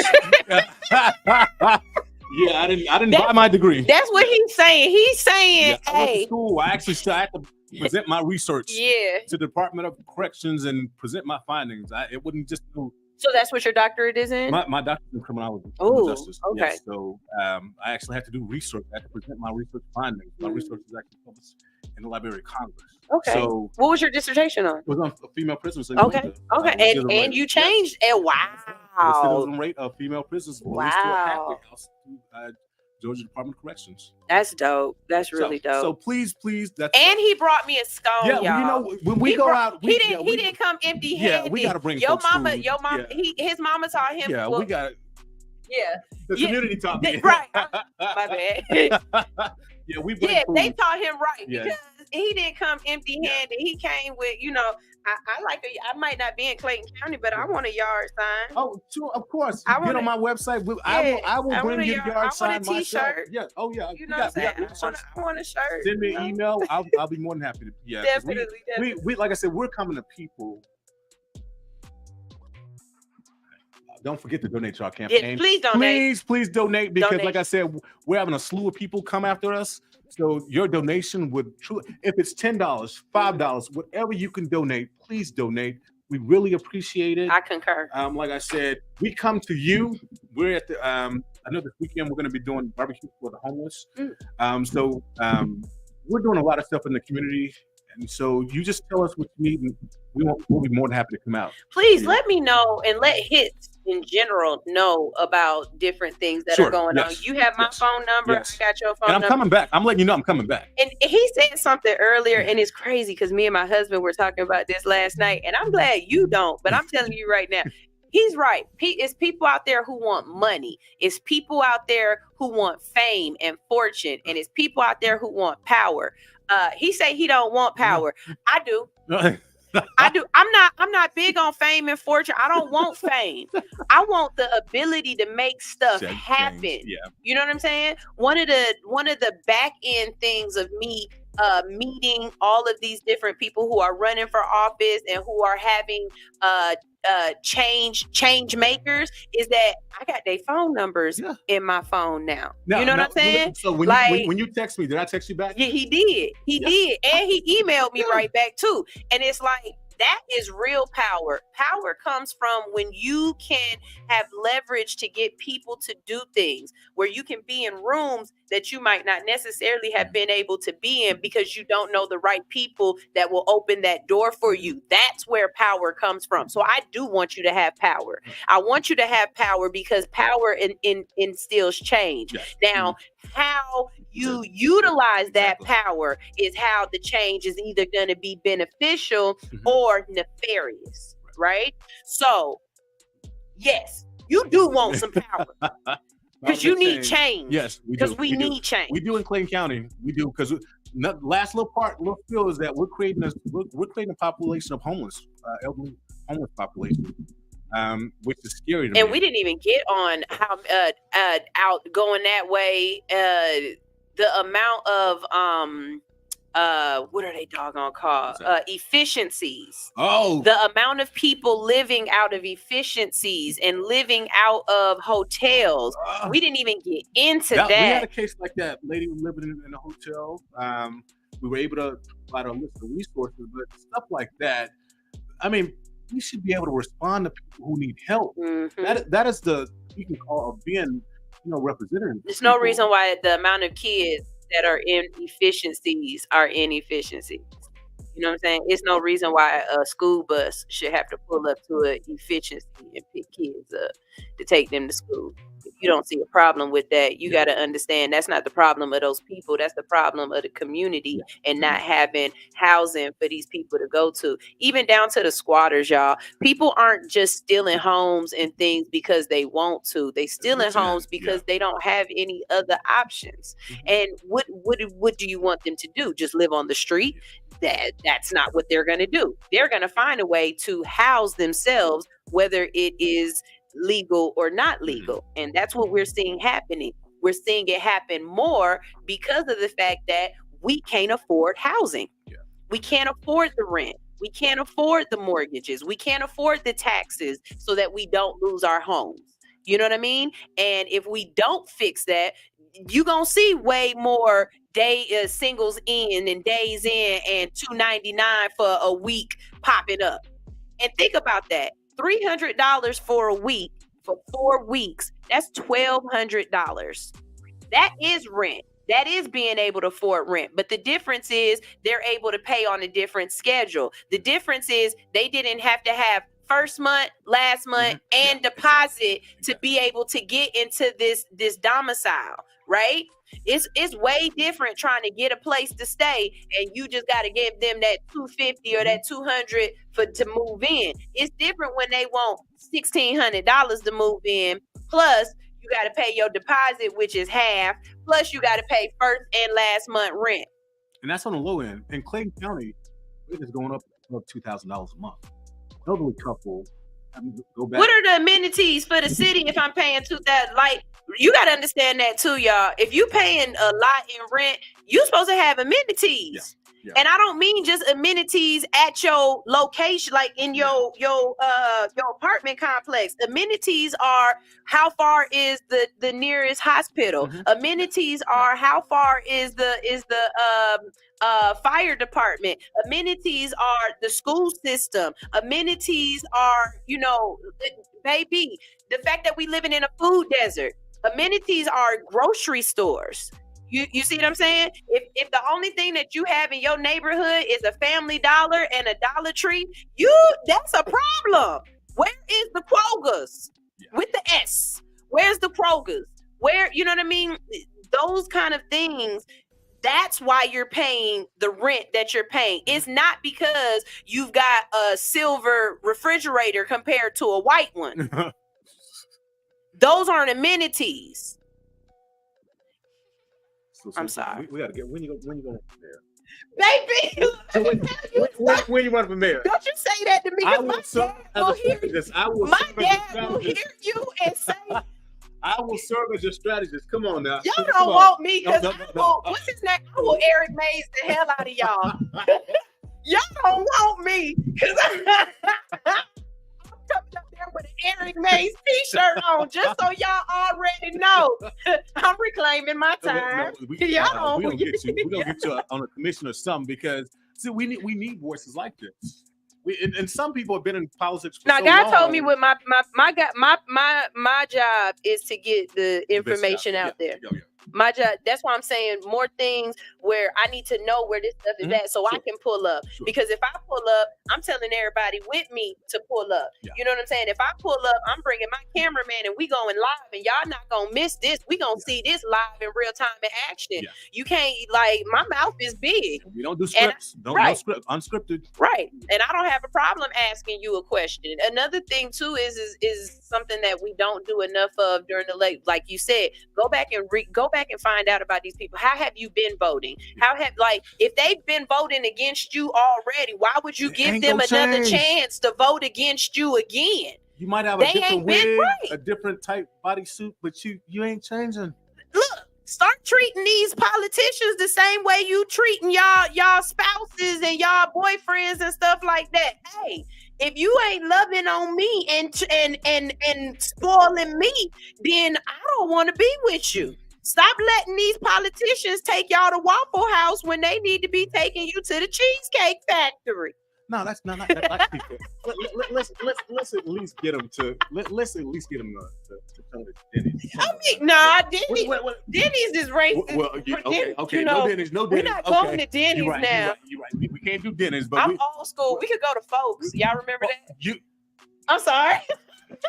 My bad. That chicken, that's the good chicken. My bad. Did I pull y'all back? My bad. Bring back so many memories. We can go back to Big Daddy's. We can take them to Big Daddy's. Oh, good memories.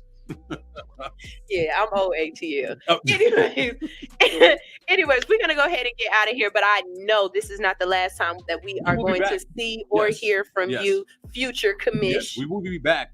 Yes, before the election and after the election. Definitely, we're gonna be back. Because even if, God forbid, you don't fulfill that seat, I still feel as though you are somebody who is going to stay on their head. We're gonna reclaim our time. We're going door to door, phone, every single phone. Again, please join us. Go to the website, tell us you want to join us.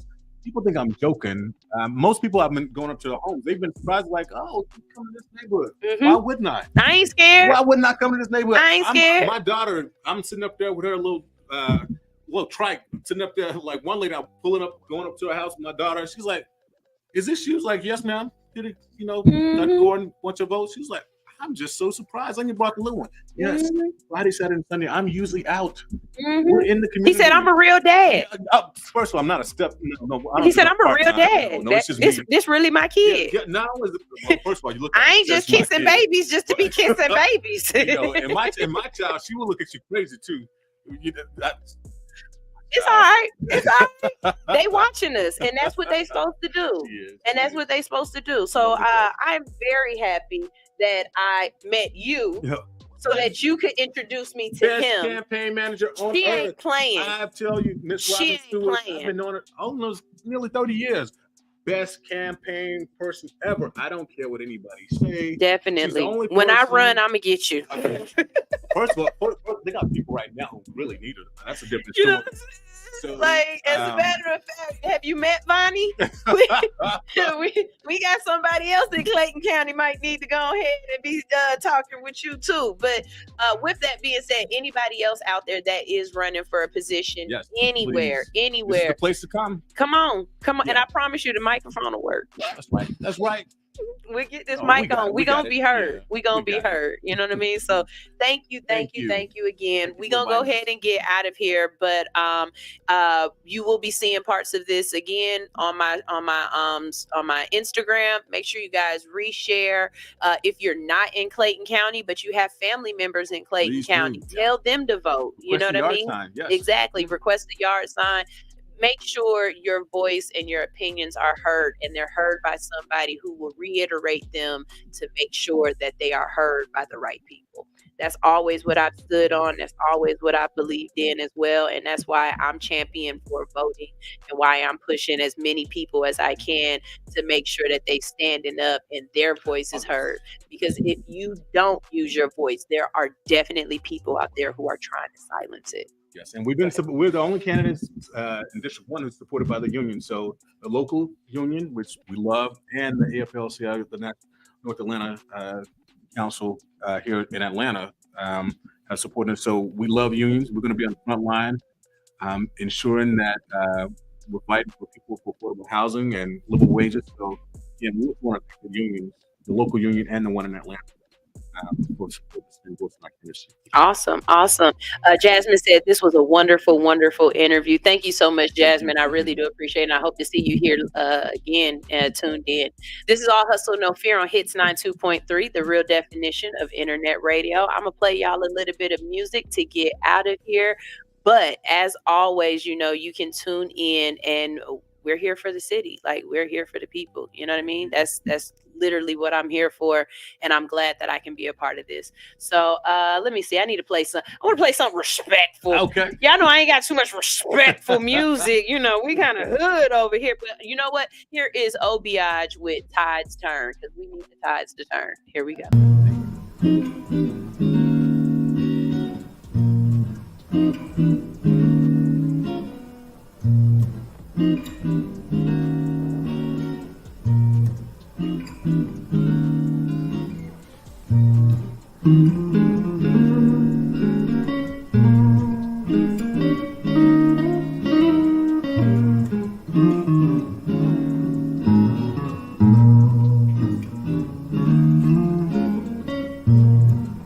So it seems I got some enemies, yeah. I can feel it in your energy, yeah. I see you hating on what's meant to be, but a nigga too blessed to be stressed out. I'm too blessed to, I'm too blessed to be stressed out. I'm too blessed to, I'm too blessed to be stressed. We've been kicking it hard for a minute. I cherish the memories all that we've been through.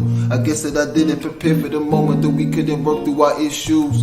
Difference between us and time is the reason that really I can't even blame you. It is what it is. I gotta forgive shit. I don't wanna change you. I gotta respect, we had a connection, that she was the truth. The natural selection, I call it divine intervention. No lessons when I was a youth, had different direction. We had to define our blessings for trying to get in the game. I still came through in the clutch, fourth quarter with range. I'm calling static on the line, lose my senses, destined for greatness while stuck in place with my mental dedication. But still at times I will forget myself, caught up in some shit, hesitation I probably felt because of empty validation from somebody else. I never wanted to be amongst some. Watch your step, take me back to realer times when we was fine. We could talk without the drama. Now we fuss and fight, living life, bonding over trauma. I release you, girl. Said I release you, girl. Yeah. Said I release you, girl. Said I release you. Yeah. Cause tides turn, baby. Tides turn, tides turn. I'm so wavy, yeah. So baby, don't chase me. I hope you get home safely, yeah. Cause tides turn, baby. Tides turn, tides turn. I'm so wavy, yeah. So baby, don't chase me. I hope you get home safely. I really don't know what we're gonna be, but I gotta let go, girl. Cause you disturbing my peace. Really feel it's that time now. You need some time and some space, so I gotta let you know, girl. Gotta put you back in your place, and then I gotta move on, just move on. Move on, move on, just move on, move on, just move on, move. Cause tides turn, baby, tides turn, tides turn. I'm so wavy, yeah. So baby, don't chase me. I hope you get home safely, yeah. Cause tides turn, baby, tides turn, tides turn. I'm so wavy, yeah. So baby, don't chase me. I hope you get home safely.